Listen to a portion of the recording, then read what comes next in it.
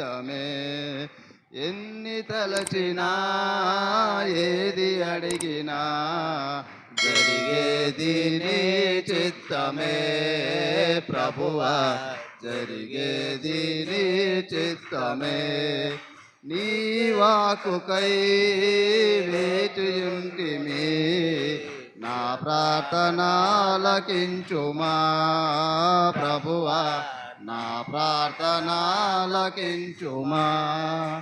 ఎన్ని తలచినా ఏది అడిగినా జరిగేది నీ చిత్తమే ప్రభువా, జరిగేది నీ చిత్తమే. నీ తోడు లేక నీ ప్రేమ లేక ఇలలోన ఏ ప్రాణి నిలువలేదు. నీ తోడు లేక నీ ప్రేమ లేక ఇలలోన ఏ ప్రాణి నిలువలేదు. అడవి పువ్వులే నీ ప్రేమ పొందగా, అడవి పువ్వులే నీ ప్రేమ పొందగా, నా ప్రార్థనాలకించుమా ప్రభువా, నా ప్రార్థనాలకించుమా. ఎన్ని తలచినా ఏది అడిగినా జరిగేది నీ చిత్తమే ప్రభువా, జరిగేది నీ చిత్తమే. నా ఇంటి దీపం నీవే అని తలచి, నా హృదయం నీ కొరకై పదిలపరచితి. నా ఇంటి దీపం నీవే అని తలచి, నా హృదయం నీ కొరకై పదిలపరచితి.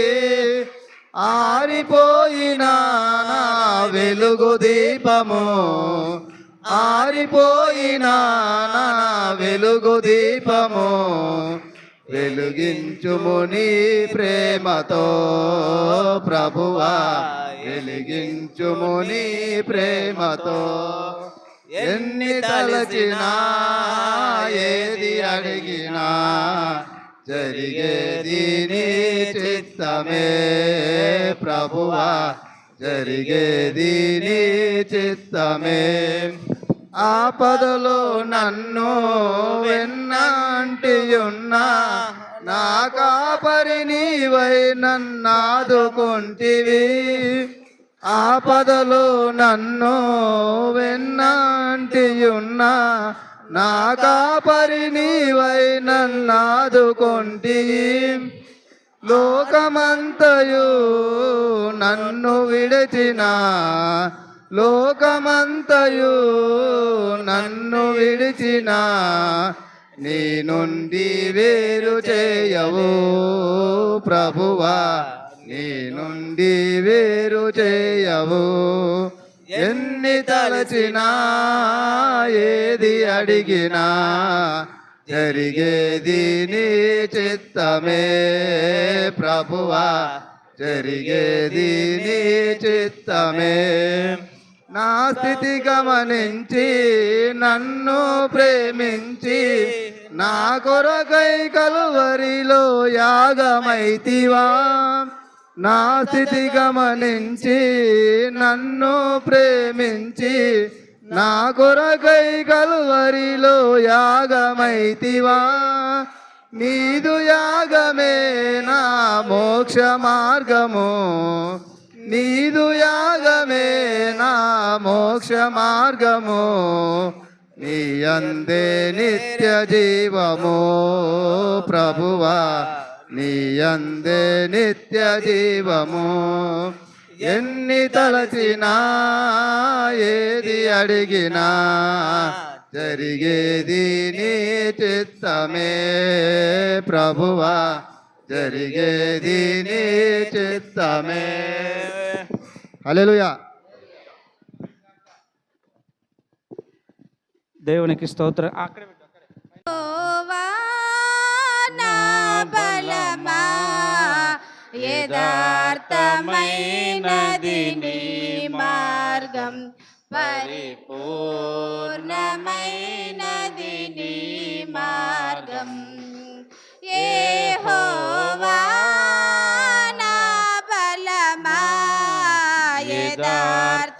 పరిపూర్ణమైనది నీ మార్గం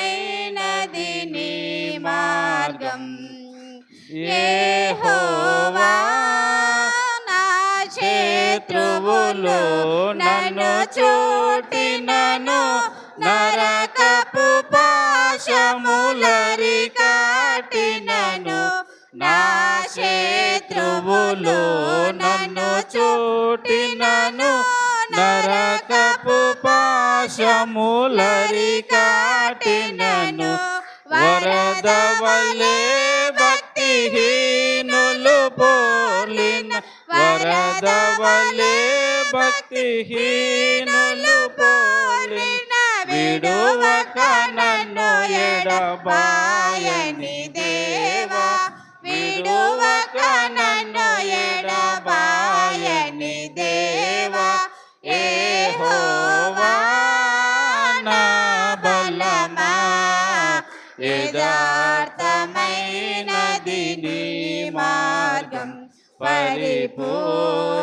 పరిపూర్ణమైనది నీ మార్గం యెహోవా మరణ పుట్టురులలో మరువక మురళిడ ఉన్నత దుర్గమై రక్షణ శృంగమై మరణ పుట్టురులలో మరువక మురళిడ ఉన్నత దుర్గమై రక్షణ శృంగమై తన ఆలయములో నా మొర వినెను తన ఆలయములో నా మొర వినెను అదెరెను ధరణి భయకంపముచే అదిరెను ధరణి భయకంపముచే యెహోవా నా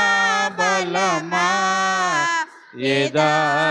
యథార్థమైనది నీ మార్గం పరిపూర్ణమైనది నీ మార్గం యెహోవా మేఘములపై ఆయన వచ్చును మేఘములను తన మాటుగా చేయును మేఘములపై ఆయన వచ్చును మేఘములను తన మాటుగా చేయును ఉరుములు మెరుపులు మెండుగా చేసి ఉరుములు మెరుపులు మెండుగా చేసి అపజయమిచ్చును అపవాదికి అపజయమిచ్చును అపవాదికి యెహోవా నా బలమా యథార్థమైనది నీ మార్గం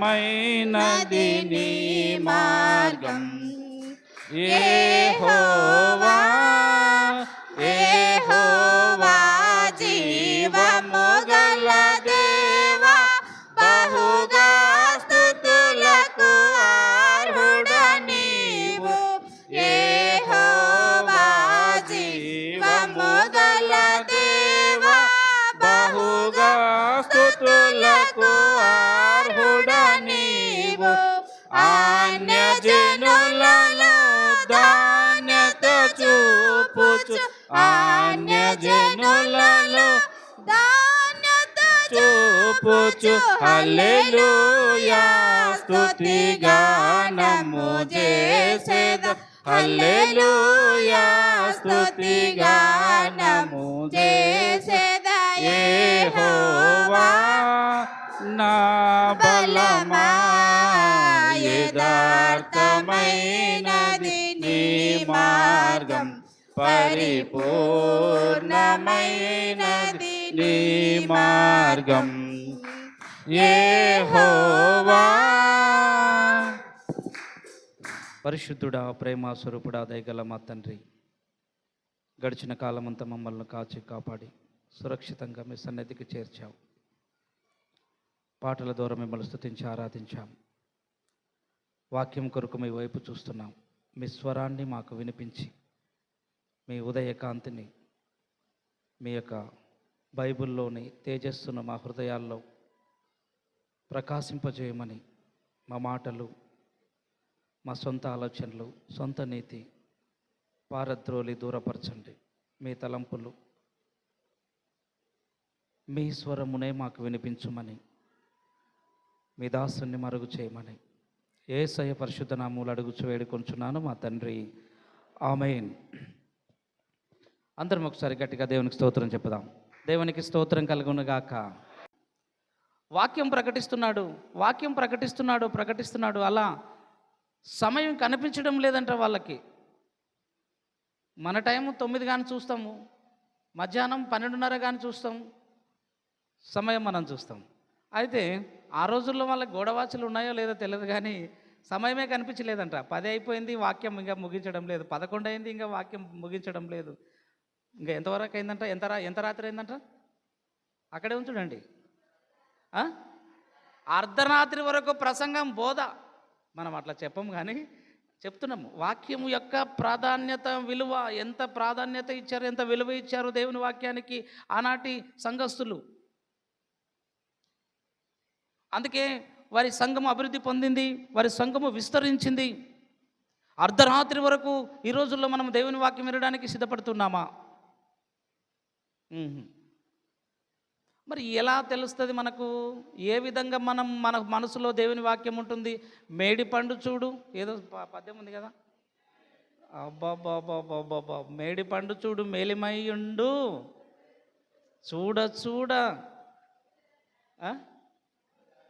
కాదు అట్లా మేడి పండు చూడు మేలిమయ్యుండు. నువ్వు పొట్ట విప్పి చూస్తే 0, గుండు 0. పొట్ట విప్పితే వాక్యమే ఉండాలా, కడుపు చించితే వాక్యమే పడాలా బయట. మేడి పండు పొట్ట విప్పితే ఏమి లేకుంటుంది అందులో, కంపు, తినబుద్ధి కాదనమాట. వాక్యం ఉండాలి. మన పొట్ట విప్పితే మన పొట్టలో ఏముండాలా? వాక్యం ఉండాలి. మనం బాగుంటాం, మంచిగా వస్తాం, ప్రార్థనకు వస్తాం, ఆరాధనకు వస్తాం, మంచి ఆసక్తితో పనులు చేస్తాం, అన్నీ చేస్తాం, కానీ లోపల ఏం లేదు. ఎట్లా ఉంటుంది మరి వాక్యం? వాక్యం ఎట్లా ఉంటుంది? నీ మనసులో, నీ హృదయంలో ఏముంది అంటే ఏం లేదు, ఖాళీ, ఎంటీ బాక్స్. పలక, బడికి పలక పోతుంది, పలక ఇంటికి వస్తుంది, కానీ ఆ లేదు, ఏబిసిడీలు లేవు, ఆ లేవు పలక మీద. మళ్ళీ రోజు బడికి పోయినట్టునే ఉంటుంది. 6వ తరగతి 6 సార్లు ఫెయిల్ అయినాడంట బ్రదర్ ఏసన్న గారు. 6వ తరగతి 6 సార్లు ఫెయిల్ అయినాడంట. చదువు లేదు, చదువు అబ్బక దేవుని పిలుపుండి గొప్ప దైవజనుడు అయ్యాడు. దేవునికి స్తోత్రం కలుగును గాక. బడి అబ్బక దేవుని సేవలోకి వచ్చాడు. నేను ఎందుకు చెప్తున్నానంటే, బడికి వెళ్ళిన తర్వాత ఏదో ఒకటి నేర్చుకోవాలి మనము.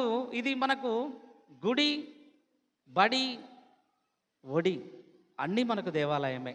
దేవాలయం అంటే ఒడి, అమ్మ ఒడి లాంటిది దేవాలయం, బడి లాంటిది దేవాలయం, పరలోకానికి చేర్చే గుడి ఈ దేవుని ఆలయం.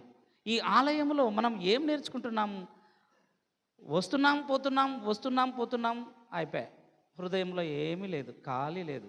దేవుడు అన్నాడు, మీ హృదయం అనే పలక మీద ఏం రాసుకోవాలంట? వాక్యాన్ని రాసుకోవాలి. అర్ధరాత్రి వరకు పౌలు మాట్లాడుతున్నా కూడా వాళ్ళు వింటున్నారంట, చెవులు ఆర్పకుండా, కళ్ళు ఆర్పకుండా, చెవులు మూసుకోకుండా వింటున్నారంట. ఇంకా ఏం చెప్తున్నాడు, అబ్బా ఏం చెప్తున్నాడు పౌలు అని వింటున్నారంట ఆ రోజు, ఆనాటి సంఘస్థులు అర్ధరాత్రి వరకు. ఇంకో మాట చదువుతాను, 11వ వచనం. అతడు మరలా పైకి వచ్చి రొట్టె విరిచి పుచ్చుకొని, అబ్బాబ్బాబ్బాబ్బా, తెల్లవారు వరకు వాక్యాన్ని ప్రకటించాడు. చప్పట్లు కూడా దేవుని మహిమ పాడదాం ఒకసారి. తెల్లవారు వరకు వినే మనస్సు నీకుందా ఈరోజు? తెల్లవారు వాక్యం వినే ధైర్యము, స్తోమత ఈరోజు మనకుందా? నేను ఎన్నోసార్లు చెప్పాను,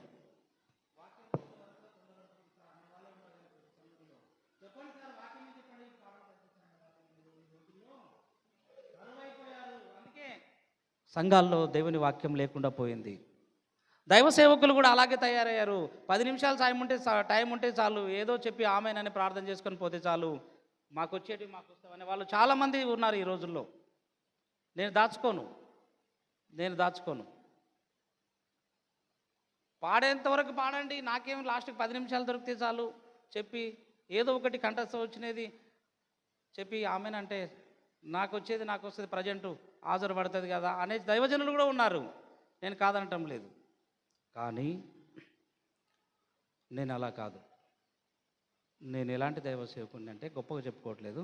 నా గొర్రెలు ఏ మేత తింటున్నాయో నేను కనిపెట్టి పచ్చిక గల చోట్లకి తీసుకెళ్ళి మేపుతానన్నమాట. జీతగాడు మేస్తే మేయని లేకుంటే లేదు, సాయంత్రం దొడికి ఇంటికి దొరకపోతే అయిపోయా అంటాడు అనుకుంటాడు. జీతగాడు గాసం పెట్టుకున్నాడు, చెట్టు కింద పండుకుంటాడు, గొర్రెలు నాడు ఇడిచిపెడతాడు చేనులో. అవి తింటేవి లేకుంటే లేదు, గడ్డి లేకున్నా కూడా ఆడ పోయి ఇడుస్తాడు, అయిపోయి చెట్టు కింద పండుకుంటాడు. కానీ సొంత యజమాని గొర్రెల్ని వదిలేసి చెట్టు కింద పండుకోడు. పచ్చని స్థలములో ఎక్కడ గడ్డి ఉంది, ఎక్కడ మేత ఉంది, పచ్చిక గల చోటు ఎక్కడ ఉంది, నా గొర్రెలను ఎక్కడ మేపితే కడుపు నిండుతుంది అని కాపరి మంచి మేత గల చోటుకి తీసుకెళ్ళి మంచి మేత పెడతాడు నిజమైన కాపరి. కాబట్టి జీతగాని వలె నేను సేవ చేసే వ్యక్తిని కాదు, జీతగాని వలె సేవ చేయను. యజమాని వలె గొర్రెలకు మంచి కాపరిగా సేవ చేసి మేత పెడతాను. మీరు మేత తింటున్నారా, కాళ్ళ కింద తొక్కులాడుతున్నారా గమనించే బాధ్యత ఎవరిది? మేత పెడుతున్నప్పుడు మీరు తింటున్నారా కడుపు నిండా, లేకపోతే వేసిన మేత వేసినట్టు కాళ్ళ కింద తొక్కులాడుతున్నారా అనేది గమనించే బాధ్యత ఎవరిది? దైవ సేవకుంది. కాబట్టి మీరు తినాలి కడుపు నిండా మేత, జీవాహారాన్ని తినాలి. నేను జీవాహారమును, నన్ను తినువాడు బ్రతుకుతాడు. యోహాను సువార్త 6వ అధ్యాయము. నువ్వు ఈ వాక్యాన్ని తినకపోతే, ఈ యొక్క జీవాహారమైనటువంటి దేవుని వాక్యమును నువ్వు భుజించకపోతే, 51 వచనము 6వ అధ్యాయం యోహాను సువార్త.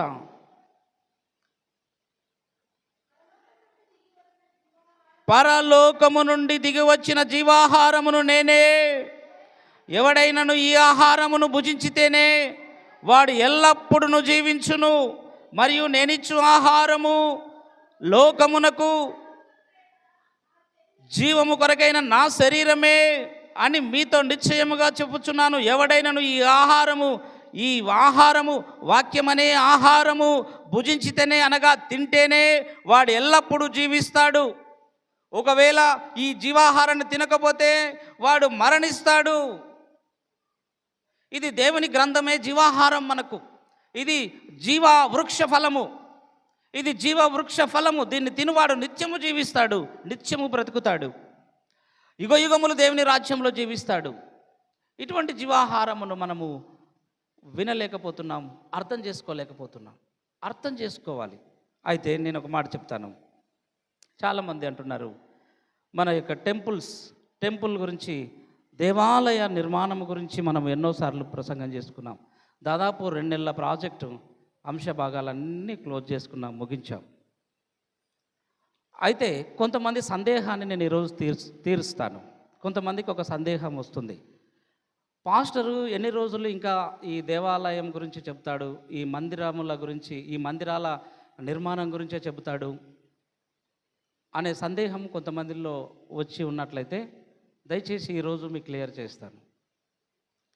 నేను ఏదో అక్కడొక పేరా, ఇక్కడో అధ్యాయం తీసుకొని చెప్పేదేదో చెప్పి ముగించే అలవాటు నాకు లేదు. నేను ఏదైతే ఒక అంశాన్ని ప్రారంభించానంటే దాన్ని పునాది నుంచి కప్పు వరకు, ముగింపు వరకు, ప్రతిష్ట వరకు క్లోజ్ చేసే అలవాటు నాకుంది. ఎందుకంటే పౌలుకి అలాంటి అలవాటు ఉందంట. పౌలు కూడా ఒక అంశాన్ని ప్రారంభిస్తే దాన్ని పునాది నుంచి చెప్పే అలవాటు ఆయనకుంది. పాత నిబంధనలో ప్రారంభించబడి క్రొత్త నిబంధనలో ముగించాలి దేవుని వర్తమానాన్ని. ఒక వర్తమానం ప్రారంభిస్తే ఆ వర్తమానాన్ని ఒక అంశాన్ని అనుకుందాం, ఒక అంశం అనుకుందాం. ఉదాహరణము మందిరం గురించిన అంశం. ఈ మందిరం యొక్క సబ్జెక్టు, ఈ మందిరం యొక్క అంశం ఎక్కడ ప్రారంభించాలి అంటే పాత నిబంధనలో పునాదులలో నుంచి రావాలి, పునాది నుంచి రావాలి. మందిరం యొక్క నిర్మాణం ఎక్కడ ముగించాలి? క్రొత్త నిబంధనలో ముగించాలి. ఎందుకంటే క్రొత్త నిబంధన ఆత్మ సంబంధమైనది, పాత నిబంధన ప్రకృతి సంబంధమైనది. ఈ తేడా ఎవ్వరికీ తెలియదు, ఎవ్వరికీ తెలియదు, ఎవ్వరికీ తెలియదు. ఈ తేడా తెలియక పాత నిబంధన అని దాన్ని పక్కన పెడుతున్నారు, కొత్త నిబంధన మీద ప్రొసీడ్ అవుతున్నారు. నాకు క్రొత్త నిబంధన అంటే చాలా ఇష్టం. క్రొత్త నిబంధన ఉన్నటువంటి ఈజీగా నాకు ఇక ఏది అర్థం కాదు. కొత్త నిబంధన ఈజీగా నేను బోధించగలను, ఏళ్ళమిన నోటికే చెప్పగలుగుతాను కొత్త నిబంధనలు అంటే రెఫరెన్సులు. కానీ పాత నిబంధన హిస్టరీ మీకు ఎందుకు చెప్తున్నానంటే, ఒకటి ప్రారంభించాలంటే ముందు ప్రకృతి సంబంధమైన బోధన చెప్పి, ప్రకృతి సంబంధమైనటువంటి ఆలయాన్ని చూపించి ఆత్మ సంబంధమైన ఆలయం గురించి చెప్తే ఈజీగా అర్థమవుతుంది. ఆ రోజు అదే దేవాలయం అని చూపించాడు, ఇంకో రోజు ఇంకోటి దేవాలయం అన్నాడు, తర్వాత ఇంకోసారి మూడవ దేవాలయాన్ని చూపించాడు. క్రొత్త నిబంధనకు వచ్చిన తర్వాత లేదు లేదు నీవే దేవాలయం, నీ శరీరమే, నీ దేహమే ఆలయం అని చెప్పాడు. ఇది అర్థం కావడానికి నేను వెనక్కి వెళ్ళి వెనక నుంచి వస్తాను, పాత నిబంధన నుంచి వస్తాను. ఇది క్రమం, ఇది క్రమం. రెఫరెన్స్ చెప్తాను. 1 కొరింథీ 15వ అధ్యాయము. మీకు ఈ తేడాను బోధించే, ఏ కాలమును బట్టి ఏది ఎలా వ్రాయబడిందని మీకు చెప్పకపోతే అర్థం కాదు. పౌలు అలా బోధించాడు, కాలాన్ని బట్టి పౌలు బోధించాడు. మనము కూడా కాలానుగుణంగా దేవుని వర్తమానమును నేర్చుకోవాలి. 15వ అధ్యాయము 42వ వచనమును జ్ఞాపకం చేసుకుందాము. 44వ వచనం. ప్రకృతి సంబంధమైన శరీరముగా విత్తబడి ఆత్మ సంబంధమైన శరీరముగా లేపబడును. ప్రకృతి సంబంధమైన శరీరము ఉన్నది గనక ఆత్మ సంబంధమైన శరీరము కూడా ఉన్నది. ఇందు విషయమై ఆదాము మొదటి మనుషుడు జీవించు ప్రాణి ఆయను, కడపటి ఆదాము జీవింపజేయు ఆత్మ ఆయను. 46. ఆత్మ సంబంధమైనది మొదట కలిగినది కాదు, ప్రకృతి సంబంధమైనదే మొదట కలిగినది, తర్వాత ఆత్మ సంబంధమైనది. చాలు, ప్రకృతి సంబంధమైన దేవాలయమే మొదట కలిగింది, ఆత్మ సంబంధమైన దేవాలయము మొదట కలగలేదు. అరణ్యములో తెరల మందిరము ప్రకృతి సంబంధమైన దేవాలయం మొదట కట్టబడింది. యెరూషలేములో బంగారు దేవాలయం ప్రకృతి సంబంధమైన దేవాలయం తర్వాత కట్టబడింది.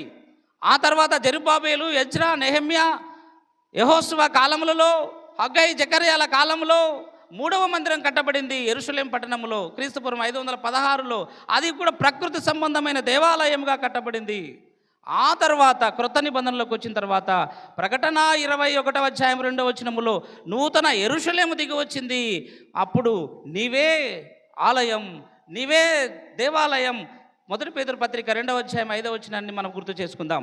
బోధ అర్థం కాదు, ఈ రోజుల్లో బోధ అర్థం కాదు, వాక్యం అర్థం కాదు, కన్నులు మూయబడ్డాయి, కన్నులు మూయబడ్డాయి.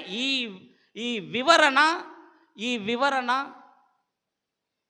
పాత క్రొత్త నిబంధనల మధ్య తేడాలు మీకు విడదీసి విభాగించి సత్యవాక్యమును సరిగా విభజించే ఈ క్రమం మనకెక్కడ దొరకదు.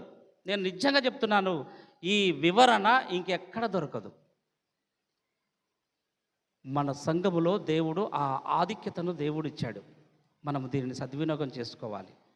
నాకు ముందు ఈ వివరణ మీరు వినలేదు, నా తర్వాత కూడా ఇంత వివరణ మీరు వినబోరు, నేను ఖచ్చితంగా చెప్పగలను. మీరు బాగా రాసి పెట్టుకోండి. నా తర్వాత మీరు ఇంత వివరణ వినలేరు, నాకు ముందు కూడా ఇంత ఎక్స్ప్లెనేషన్, ఇంత వివరణ పాత కొత్త నిబంధనల మధ్య ఒక అంశం, ప్రకృతి సంబంధమైనది ఆత్మ సంబంధమైనదిగా నా ప్రసంగాలు ఉంటాయి. మొదట ప్రకృతి సంబంధముగా ప్రారంభించబడి ఆత్మ సంబంధమైన ప్రసంగముగా ముగించబడుతుంది. అందుకే టెంపుల్స్ గురించి మీకు చెప్పాను. మన మందిర ప్రతిష్ట నిర్మాణం సందర్భంగా, మన మందిర ప్రతిష్ట పండుగల సందర్భంగా గొప్ప ప్రాజెక్టు ప్రారంభించాను, అంశభాగం మందిర నిర్మాణము గురించి. ప్రకృతి సంబంధమైన దేవాలయాలను మీకు చూపించుకుంటూ వచ్చి చివరిగా క్రొత్త మందిరములో, క్రొత్త బలారాధనలో ఆత్మ సంబంధమైన ఆలయం ఏదో మీకు చూపించాను. వివరణ చదవండి. 1 పేతురు పత్రిక 2వ అధ్యాయం 5వ వచనం. యేసుక్రీస్తు అనుకూలమునగు ఆత్మ సంబంధమైన బలులను అర్పించుచు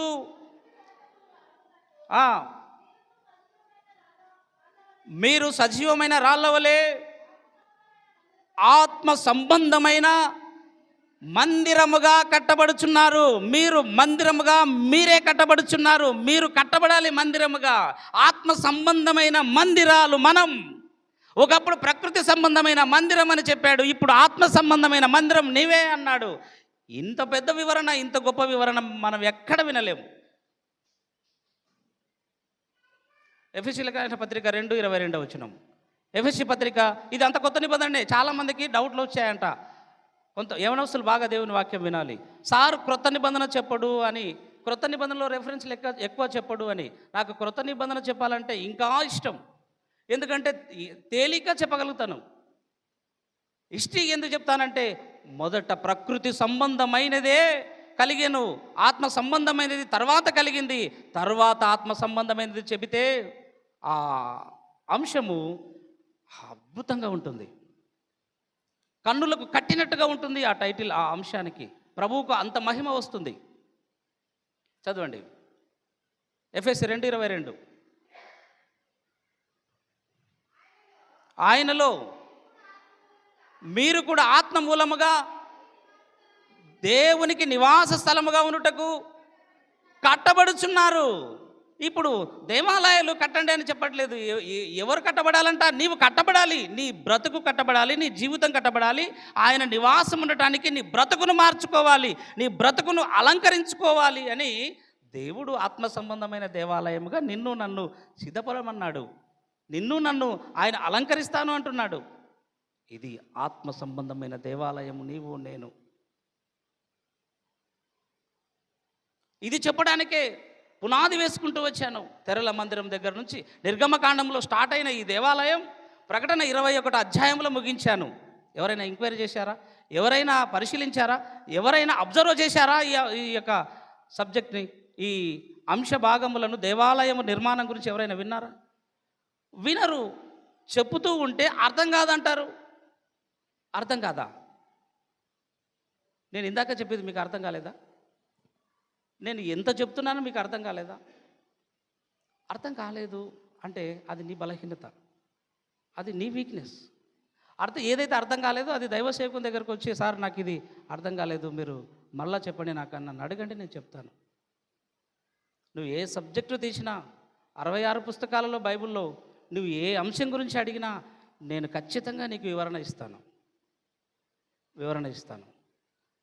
మన భారతదేశంలో ఎన్ని డినామినేషన్లు ఉన్నాయో అన్ని డినామినేషన్లో ఏ బోధ ఉందో నాకు తెలుసు. నేను రీసెర్చ్ చేసి ఎంబీ యూనివర్సిటీలో నేను బీడీ చేశాను. అన్ని యూనివర్సిటీలు, అన్ని సంస్థలలో బ్రదరెండు, క్రీస్తు సంఘము, పెంతకోస్తు, ఇక ఎన్ని సంస్థలు అయితే ఉండవో అన్ని సంస్థల్లో క్రీస్తు సంఘము, ఏ సంస్థకు వెళ్ళినా ఆ బోధ ఏంటిదో నేను రీసెర్చ్ చేశాను. అందుకనే అన్నీ చూసి అందరితో డిబేట్లు చేశాను, అందరితో వాదించాను.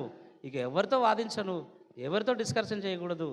దేవుని దగ్గర కూర్చొని బైబిల్ చదవాలి, రీసెర్చ్ చేయాలి. ఉన్న బోధ ఉన్నది ఉన్నట్టుగా నేను సంఘాలలో అందించాలి. సంఘాలలో వాక్యాన్ని ఉజ్జీవింపజేయాలి.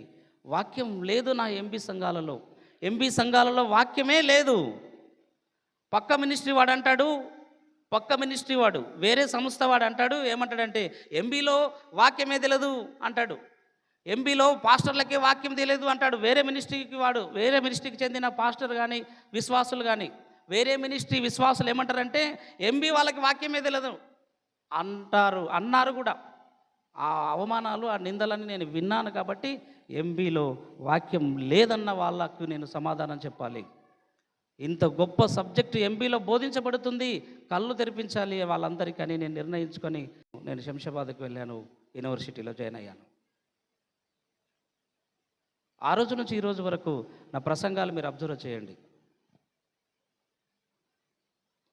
అర్థం కాలేదు అంటే ఒక సామెత ఉంది, ఒక గుడ్డు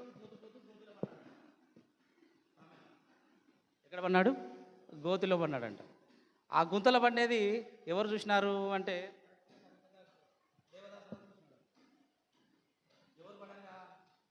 గుడ్డివాడు గోతుల పడంగా కరెక్ట్గా దేవదాసన్న కట్లనే పడ్డాడు ఆ గుడ్డివాడు. అప్పుడు దగ్గరకు పోయి ఏమన్నా గుంతల పడిన ఎవరు అడిగినాడట. అప్పుడు ఆ పండు ఆయన లేదు దేవదాసన్న లోతెంతో సూతమని దిగినాను అన్నాడు. ఏమన్నాడట? లోతెంతో సూతమని దిగినాను నేను పడలేదమ్మా నీ లోతెంతో నీ ఫస్టే నీ పండే కనుక చెబుతాను లోతెంతో సున్నిగా దిగినాడు. నేను అందక పన్నాను ఎవరికన్నాంటే బాగుండేది. నీ గుడితనాన్ని కవర్ చేసుకోవడానికి లోతుతున్నాన్ని చూడనిగా దిగినానంటావా? నువ్వు అర్థం కాక నీకు చేత కాక అర్థం చేసుకున్న మైండ్ సెట్ నీకు లేక నాకు అర్థం కాలేదని ఇంకెవరితో చెప్తావా? ఇంకెవరికో ఫోన్ చేసి చెప్తారా నాకు అర్థం కాలేదు వాక్యం నీకు ఏ సబ్జెక్ట్ అర్థం కాదు నా దగ్గర కూర్చో 66 గ్రంథాలు 66 బుక్కులు తీసుకొని బైబిల్లో ఉన్నట్టు 66 పుస్తకాలు ఏ సబ్జెక్ట్ మీద వస్తుందో రాను అర్ధరాత్రి వరకు నీతో మాట్లాడితే అర్థం కాలేదు. దేవుని స్తోత్రం కలుగుతుందా? వాళ్ళలాగా ఎలా బోధించదు, మళ్ళీ పాత కొత్త నిబంధనలు కలిపి బోధిస్తా. ఒక సబ్జెక్టు పాత కొత్త నిబంధనలో ఎలా బోధించబడింది అని నేను బోధిస్తాను. నీకు ఎలా అర్థం కదా నీకు పుస్తకం పెట్టుకొని కింద పడి లోతు చూసినట్టు ఉంటుంది నీకు పరిస్థితి. అలా మనం ఉండకూడదు. ఒక నక్క నా ప్రసంగంలో ఎప్పుడైనా కథలు విన్నారా? నాకు వాక్యం చెప్పడానికే టైం ఉండదు. కథలు చెప్పడానికి అసలు టైమే దొరకదు.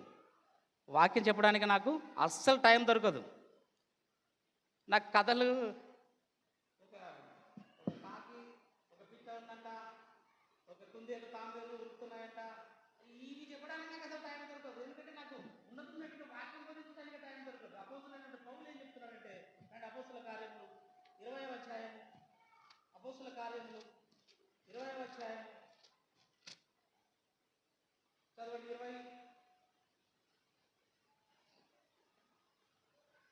వచనం. అపోస్తుల కార్యములు 20వ అధ్యాయం 26వ వచనం. కాబట్టి మీలో ఎవరి నాశనం విషయమైనను నేను దోషిని కానని నేను మిమ్మల్ని సాక్ష్యం పెట్టుచున్నాను. దేవుని సంకల్పమంతయు మీకు తెలుపకుండా నేనేమియూ దాచుకొనలేదు. దేవుని సంకల్పమంతా మీకు తెలపకుండా నేను దాచుకుంటే నేను దోషినవుతాను. మీకు చెప్పకపోతే నేను దోషినవుతాను. ప్రకృతి సంబంధమైన మందిరాల గురించి మీకు చెప్పకపోతే నేను దోషినవుతాను. నేను చెప్పాను కాబట్టి నేను నిర్దోషిని. దేవునికి స్తోత్రం కలుగును గాక. మీరు అర్థం చేసుకోకపోతే మీరెవరు ఇప్పుడు? దోషులు. నేను నిర్దోషిని, మీరు దోషులు. మీరు కూడా నిర్దోషులు కావాలంటే ఏం చేయాలి? అర్థం చేసుకోవాలి. 1-2 సార్లు నేను మాట్లాడిన ప్రతి అంశం యూట్యూబ్లో ఉంది. నేను ఏం చెప్పానో మందిరం గురించి చెప్పింది చెప్పకుండా, చెప్పిన రెఫరెన్స్ చెప్పకుండా చెప్పాను. నేను 2 నెలలు చెప్పినా కూడా చెప్పిన రెఫరెన్స్ చెప్పకుండా ఆ వీడియోలు పెట్టాను. ఎంత ధైర్యం ఉండాలి వీడియోలు యూట్యూబ్లో నేను అప్లోడ్ చేయడానికి.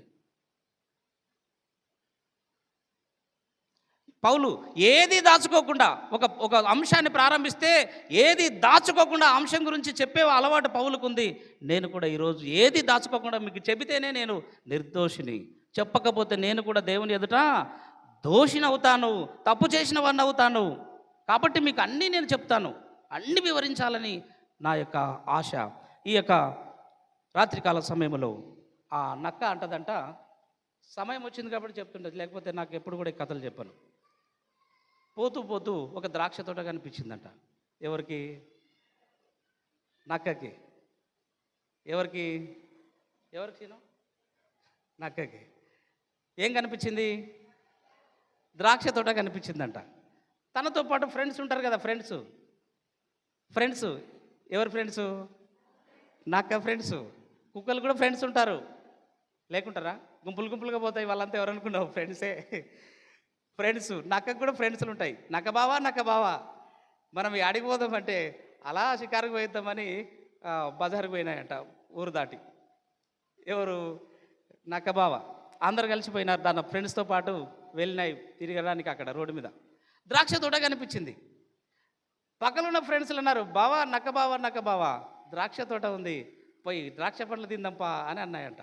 అప్పుడు ఈ నక్కబా పట్టదంట వాళ్ళని చూసి, ఏ చీ పుల్లవి అనిందంట. అంత పుల్లవి ఉండే ఎవరు తింటారు, తిననబ్బా నాకు ఇష్టం పుల్లవి అనిందంట. పండ్లు లేదు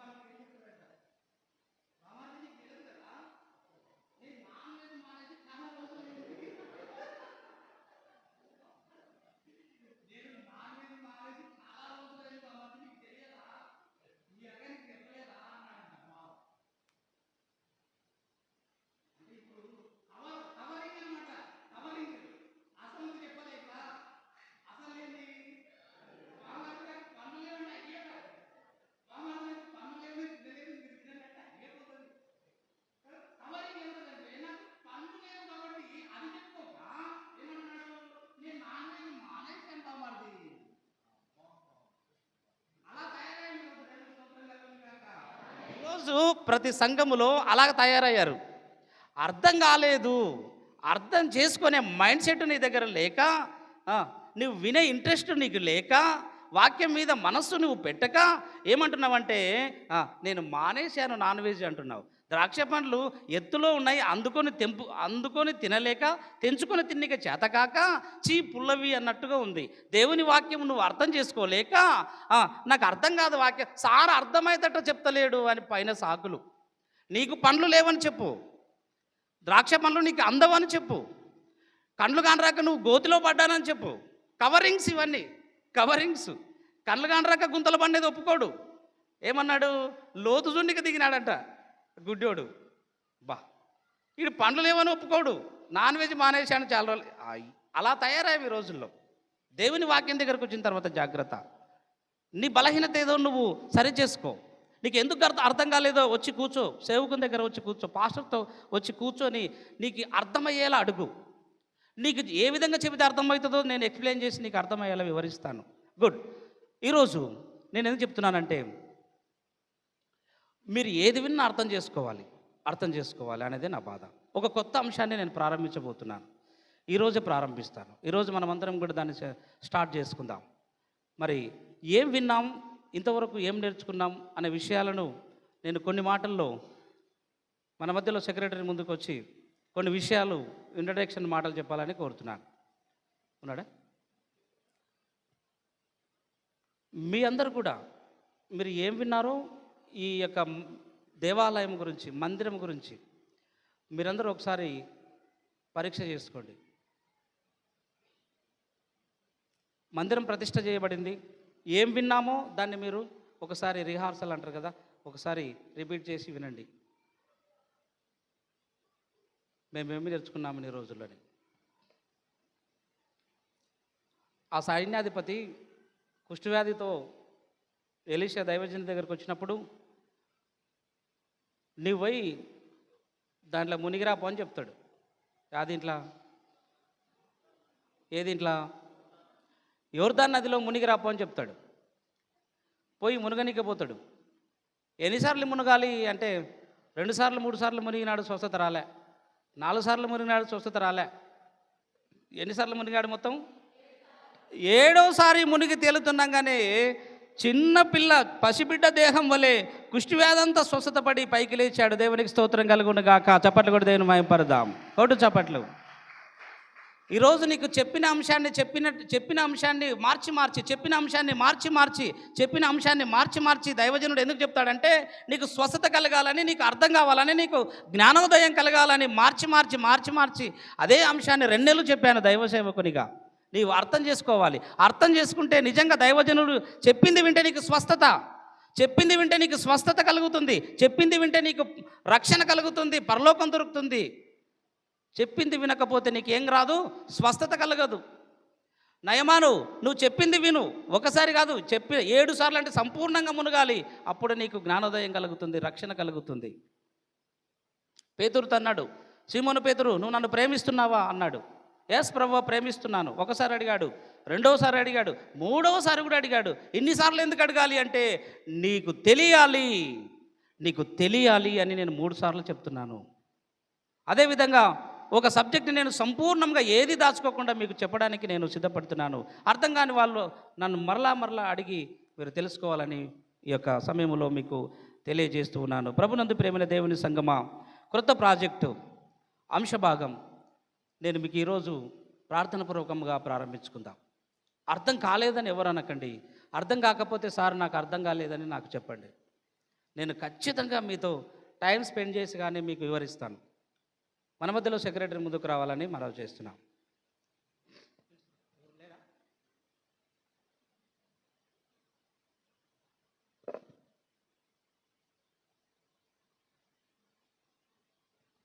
సెక్రటరీ ముందుకు వచ్చి ఆలయ నిర్మాణం గురించి ఏం నేర్చుకున్నాడో మనందరి పక్షాన ఆయన కొన్ని మాటలు వివరించాలని నేను సమయాన్ని సెక్రటరీకి అప్పగిస్తున్నాను. మీ అందరికీ సమయాన్ని ఇవ్వాలని ఆశపడుతున్నాను. కానీ అందరి పక్షాన ఒకరు మన సంఘంలో ఏం నేర్చుకున్నారో ఎక్స్ప్లెయిన్ చేయమని సెక్రటరీని కోరుతున్నాను. మొదటి మందిరం దగ్గర నుంచి చివరి మందిరం వరకు, ప్రకటన గ్రంథం 21వ అధ్యాయం వరకు, నిర్గమకాండంలో ప్రారంభించబడిన మందిరాలన్నీ వివరించి ఏమి నేర్చుకున్నామో ఈ సబ్జెక్ట్ ద్వారా వివరించాలని సెక్రటరీని కోరుతున్నాను. Praise the lord. ప్రభునామమున మీకు అన్నందుకు వందనాలు. సార్ గారు కూడా వందనాలు.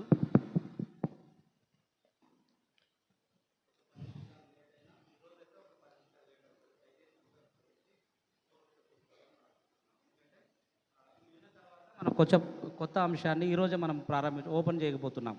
గుడ్. సార్ ఇంతకుముందు చెప్పినాడు వాక్యానుసారంగా ఆత్మ సంబంధమైనది మొదటిది కాదు, ప్రకృతి సంబంధమైనది. దానికి ఉదాహరణ చెప్తా. ఇప్పుడు మనం సృష్టించిన దేవుడు మనని ఆత్మతోనే ఫస్ట్ జీవం పోసినాడా, మట్టితోనే తయారు చేసినాడా? మట్టితోనే తయారు చేసిండు కదా. మట్టితోనే బొమ్మను చేసి ఆయన ఆత్మని జీవాన్ని మనకు అనుగ్రహించినాడు. కాబట్టి ప్రకృతి సంబంధమైన దాని నుంచి సార్ ఎంత క్లియర్గా చెప్పినాడని నేను మధ్యలో వచ్చినాక నాకు అర్థమైంది. దీన్ని నేను చెప్పేదాంట్లో ఏమన్నా మీరు ఫస్ట్ నుంచి ఉన్నారు కాబట్టి ఏమైనా తప్ప ఉంటే కూడా సరిచేయండి. నాకు ఫస్ట్ సారు నిర్గమకాండం నుంచి స్టార్ట్ చేసినాడు. ఎక్కడి నుంచి? తిరల మందిరం నుంచి.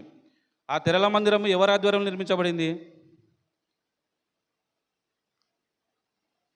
ఇప్పుడు వాక్యం తప్పన్నారు, ఇది చెప్పొద్దు, ఇది బోధ, అసలు బోధ కాదని కొంతమంది యవనస్తులే అంటున్నారు. సార్ గారు మా దృష్టికి తెచ్చినారు. సంఘ సెక్రటరీగా మేము మీ సంఘం ముందు ఉంచాలి కాబట్టి నా బాధ్యత ఇది. ఇప్పుడు తిరల మందిరాన్ని ఫస్ట్ ఎక్కడ నిర్మించినారు? దాని ప్రదేశం ఎక్కడ కట్టినారు? ఇప్పుడు మనం నూతన మందిరం ఏడ కట్టినాం? ఏ ఊర్లో కట్టినాం? బిజ్జారంలో కట్టినాం. ఎంబీ ఒలివ సంఘం బిజ్జారంలో కట్టినాం. ఇప్పుడు తిరల మందిరం అనేది ఏ ఊర్లో కట్టినారు? ఎక్కడ నిర్మించబడింది? ఏ అరణ్యం చెప్పాలా?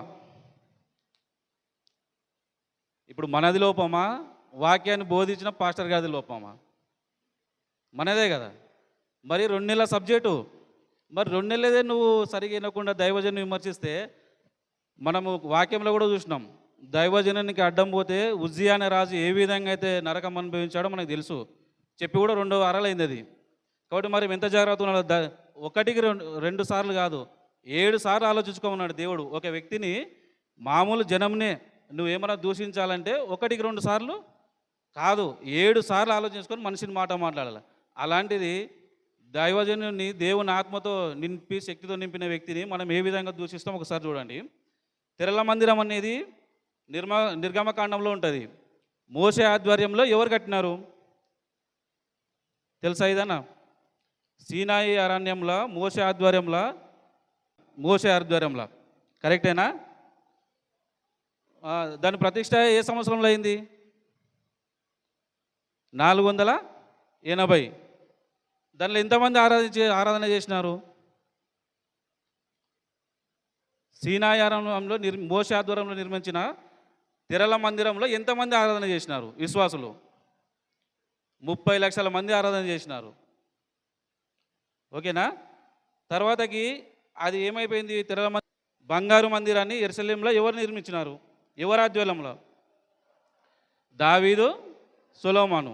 దావీదు కుమారుడు సొలొమోను ఆధ్వర్యంలో నిర్మించబడింది. మరి వాళ్ళ ఆధ్వర్యంలో ఎవరు దాన్ని ఇప్పుడు మనము నిర్మించుకున్నాం? దీనికి పని వాళ్ళు ఉంటారు కదా, రాజు ఉండ వాళ్ళు నిర్మిస్తూ ఉంటారు ఇద్దరు. వాళ్ళ పేర్లు ఏం పేరు చెప్తారా కొంచెం? దావీదు సొలొమోను ఆధ్వర్యంలో ఒక వ్యక్తి నిర్మించాడు దాన్ని. అతని పేరు హీరాము. అతన్ని హీరాము అంటాము, హోరాము అంటాము, రెండు పేర్లు ఒకటే. దాని ప్రతిష్ట ఎప్పుడు జరిగింది? 960 సంవత్సరంలో స్టార్ట్ అయ్యి మందిరం 953. మీరు క్లియర్గా ఉండాలి. లాస్ట్గా ఒక ప్రశ్న అడుగుతాం మిమ్మల్ని. సంవత్సరాలు నేను చెప్పేటప్పుడు మీరు క్లియర్గా గుర్తుపెట్టుకోవాలా. 960లో మందిరం స్టార్ట్ అయింది, 953లో ప్రతిష్ట జరిగింది. దాన్ని ఇప్పుడు ప్రతిష్ట జరిగిన తర్వాత ఆ దేశాన్ని ఎంతమంది రాజులు పరిపాలించినారు ఆ మందిరాన్ని ఆధ్వర్యంలో? 20 మంది. 20 మంది రాజులు ఉన్నారు. దాంట్లో 18వ రాజు పేరు చెప్తా. ఎవరికైనా తెలుసా? యెహోయాకీము. విన్నారు కదా? 600 ఏళ్ళ పరిపాలనకు వస్తారు రాజు. ఆయన కాలంలోనే ఆ మందిరం పైన దండయాత్ర జరుగుతుంది, అంటే దాడి, దోపిడీ చేస్తారు. ఎవరు వస్తారు దోపిడీ చేయనీకే? నెబుకద్నెజరు. ఏ దేశస్థుడు? బబులోను దేశస్థుడు నెబుకద్నెజరు. వచ్చి ఏం చేస్తాడు ఆలయాన్ని? ఆలయాన్ని ఏం చేస్తాడు? ఫస్ట్ సారి దాడి చేసినప్పుడు ఏం చేస్తాడు? కొంత భాగాన్ని దోపిడీకి గురి చేస్తాడు. దాని బంగారు ఆలయం కదా, ఇప్పుడు గోడలకి కప్పుకి ఎక్కడ చూసినా బంగారే ఉంటుంది. ఆ బంగారు గోడలలో కొంచెం కొంచెం ఫస్ట్ వచ్చినప్పుడు, ఇప్పుడు దొంగ ఇంట్లో పడినంటే చేతికి అందిన కాడికి పోతాడు. రెండోసారి వచ్చినప్పుడు నీ బీరో తల మేడ ఉంటే అవి చూస్తాడు కదా, అట్లా రెండోసారి వస్తాడు. మళ్ళా ఎవరి ఆధ్వర్యంలో వస్తాడు? 19వ రాజు ఉంటాడు. ఫస్ట్ ఏమో యెహోయాకీము, తర్వాతనేమో యెహోయాకీను. ఆ రాజు ఎట్లా అంటాడు? అతని క్యారెక్టరు చెడు నడత నడిచే రాజు. దేవునికి ఇష్టమా రాజనతో అట్లా నడిస్తే? సంఘానికి మేము సంఘ పెద్దలో ఉన్నాం, మేము దేవుని చిత్తసారం నడచకుండా మా సొంతంగా నడిస్తే దేవునికి ఇష్టమా? ఇష్టమా లేదా? చెప్పాలా సంఘ పెద్దలు? చెప్పాలా? మనం దేవుని అనుసారం నడచాలా, దేవునికి విరుద్ధంగా నడచాలా? కానీ ఇక్కడ రాజులు అన్నతో ఏం చేసినారు? నడిపించే నాయకులే దేవునికి విరుద్ధంగా ప్రవర్తించినారు. అప్పుడు ఏం చేసినాడు? ఇదే నెబుకద్నెజరు అనే అతని 597 సంవత్సరంలో 597లో రెండోసారి దాడికి వచ్చినాడు. దేవాలయం మీద దాడి చేసి బంగారాన్ని ఫస్ట్ దోచుకున్న దానికన్నా కొద్ది మొత్తంలో ఎక్కువ, ఒక సగ భాగం దోచుకొని వెళ్ళినాడు. వేసుకొని వెళ్ళి మళ్ళీ ఎప్పుడు వచ్చినాడు? 20వ రాజు వస్తాడు వీళ్ళ తర్వాత. ఆ రాజు పేరు ఏం పేరు? 20వ రాజు సిద్కియా రాజు. ఈయన మంచోడా చెడ్డోడా? దేవునికి లోబడా? దేవునికి లోబడలేదా? దేవునికి లోబడలేదు, చెడు నడితేనే నడిచిండు. దేవునికి ఇష్టం లేని కార్యక్రమాలే ఈయన కూడా నడిపించుండు. అప్పుడు ఏం చేసినాడు? ఇదే నెబుకద్నెజరు అనే ఆయన 586 సంవత్సరం మూడోసారి వచ్చి ఇప్పుడు ఆలయాన్ని ఏం చేసినాడు? చివరిసారికి వచ్చినాడు, మూడోసారి మంట పెట్టి బూడిద చేసినాడు దాన్ని. ఇప్పుడు బంగారానికి మంట పెడితే ఏమవుతుంది? బంగారు కరిగిపోతుంది. ఇప్పుడు ఈ కప్పు బంగారం అనుకో, రేకులు, దానికి మంట పెట్టినామంటే కరిగి కుప్పలాగా అవుతుంది. ఆ కుప్పని ఏం చేసినాడు నెబుకద్నెజరు? కట్ చేసినాడు. మనం ఏ మీద అయితే బిస్కెట్లు, ఇప్పుడు మైసూర్ ప్యాక్ తయారు చేస్తారు కదా మీరు ఇంట్లో స్త్రీలు, అట్లా కట్ చేసుకొని పూర్తి స్థాయిగా బూడిద చేసినాడంటే ఆలయం కొద్దిగా మిలిగింటుందా? మొత్తం పాడైపోయింటుంది, మొత్తం పాడైపోయింటుంది. అంటే ఇప్పుడు నెబుకద్నెజరు కూడా దీనిలో దొంగతనం చేసిన అంటే ఎవరు ఆజ్ఞ ఉంటుంది? అది ఆరాధన సరిగా లేదు మందిరంలో, దేవునికి ఇష్టం లేదు కాబట్టి దాన్ని గతింపజేసినాడు. తెరల మందిరం ఏ విధంగా అయితే పోయిందో ఈ స్వర్ణ దేవాలయం అంటే బంగారు మందిరం, ఇది కూడా నామరూపం లేకుండా కనుమరుగైపోయింది. అప్పుడు ఇశ్రాయేలీల పరిస్థితి ఎట్లా ఉంటుంది? ఇప్పుడు రాజులే ఓడిపోయినాడు, సామ్రాజ్యమే అంతమైపోయింది. ఇప్పుడు వాళ్ళ పరిస్థితి ఎట్లా ఉంటుంది? ప్రజల పరిస్థితి బానిసలుగా నెబుకద్నెజరు ఏం చేసినాడు? వాళ్ళ నల్ల యా దేశాన్ని తీసుకుపోయినాడు అందరినీ. బబులోను దేశాన్ని తీసుకుపోయినారు. వాళ్ళనల్లా బానిసలుగా మార్చి, అంటే వాళ్ళు పెట్టింది తినాలా, చెప్పిన పని చేయాలా. ఎందుకంటే వాళ్ళకి రాజు లేడు పరిపాలించడానికి. అట్లని వాళ్ళు పోయినారు. పోయి ఎన్ని సంవత్సరాలు వాళ్ళు బానిసలుగా ఉన్నారు బబులోన్లో? ఎన్ని సంవత్సరాలు ఉన్నారు చెప్పాలా గట్టిగా? 70 సంవత్సరాలు బానిసలుగా ఉన్నారు. అంటే 18వ రాజు కాలంలో జరిగిన ఫస్ట్ సారి దాడి నుంచి 607 దాడి జరిగితే 530 వరకు వీళ్ళు బానిసలుగానే ఉన్నారు. అప్పుడు దేవుడు కొంతమంది ప్రవక్తలు ఎన్నుకున్నాడు. వాళ్ళ ప్రార్థనల ద్వారా. ఇప్పుడు సంఘం ఎంత మంచి సంఘం కాకుండా దాంట్లో కొంతమంది ఉంటారా, కొన్ని కుటుంబాలు ఉంటాయి కదా, మంచి కుటుంబాలు. సంఘంలో ఒక్కరు మంచి వాళ్ళు ఉన్నా కూడా ఆ మంచి వాళ్ళ కోసం సంఘం అంతటిని కాపాడుతాడు దేవుడు. విన్నామా లేదా మనం బైబిల్లో? ఆ విధంగా అప్పుడు 3 ప్రవక్తలు వచ్చినారు. వాళ్ళ పేర్లు ఏం పేరు? అగ్నిగుండంలో ఉంటారు వాళ్ళు. సారీ వాళ్ళు అగ్నిగుండంలో కాదు, సారీ, నన్నే క్షమించాలి మీరు. 3 ప్రవక్తలు వస్తారు. దానియేలు, ఇర్మియా, ఏజ్కేలు. వీళ్ళు మంచి ప్రార్థన పనులు. వీళ్ళు దేవుని వేడుకుంటే అప్పుడు దేవుడు అన్నట్టు ఆయన ఏం చేస్తాడంటే, రాజులకి ఇప్పుడు బానిసలుగా ఉంటాయి. ఇప్పుడు ఒక యజమాని కింద మనం కూలీగా ఉంటాం. యజమాని కింద కూలీగా ఉన్నప్పుడు ఆయన మీరు కూలి పోతారు కదా, మీరు తినే టైం ఎప్పుడు తింటారు? పోయినమ్మనే మీరు తింటారా సద్దులు? ఒక టైం ఇస్తాడు, క్రాసింగ్ అయిపోయినాకనే మీరు తినాలా. అట్లా దేవుడు ఏం చేసినాడు, ఇలాగే వీళ్ళు బానిస వ్యవస్థలో ఉంటే మంచిగా ఉండదని చెప్పి ఒక రాజుని ఎన్నుకుంటాడు. వాళ్ళని చెడుగా ఉన్న రాజుల నుంచే తీసి ఒక రాజుని ఎన్నుకుంటాడు దేవుడు. ఏ రాజుని ఎన్నుకుంటాడు? 539వ సంవత్సరంలో, క్రీస్తు పూర్వం ఇది, 539 సంవత్సరంలో కోరేసు అనే రాజు వస్తాడు. విన్నారా పేరు? చెప్పిండా సారు? కోరేసు అనే రాజు వస్తాడు. వచ్చి రాజు ఏం చేస్తాడు, తన పరిపాలన కాలం 2 ఏళ్ళు పరిపాలిస్తాడు. పరిపాలించి దేవుని తలంపుతోన మంచి మనసు తెచ్చుకొని 537 అంటే తను పరిపాలనకు వచ్చినాక 2 సంవత్సరాలకి ఆయనకు 530 ఏళ్ళ మళ్ళీ ఎక్కడైతే బంగారు మందిరము పాడైపోయిందో అదే ప్లేస్లో, అంటే ఎక్కడ? ఎరుసలేములో మళ్ళీ మందిరం కట్టుకోవడానికి ఆజ్ఞ జారీ చేస్తాడు. అప్పుడు రాజులు కాబట్టి శాసనాలు అంటారు వాళ్ళని. శాసనం జారీ చేసి మీరు మళ్ళీ పోండి, ఆలయాన్ని నిర్మించుకొని అనుమతిస్తాడు. అనుమతించినప్పుడు అప్పుడు యూదా నాయకులు 2 వస్తారు ఆ ప్లేస్కి. ఎన్ని సంవత్సరాల తర్వాత? 70 సంవత్సరాల తర్వాత మళ్ళీ ఆ ప్రాంతానికి వస్తారు. వచ్చిన వాళ్ళు 2 నాయకుల పేరు చెప్తారా?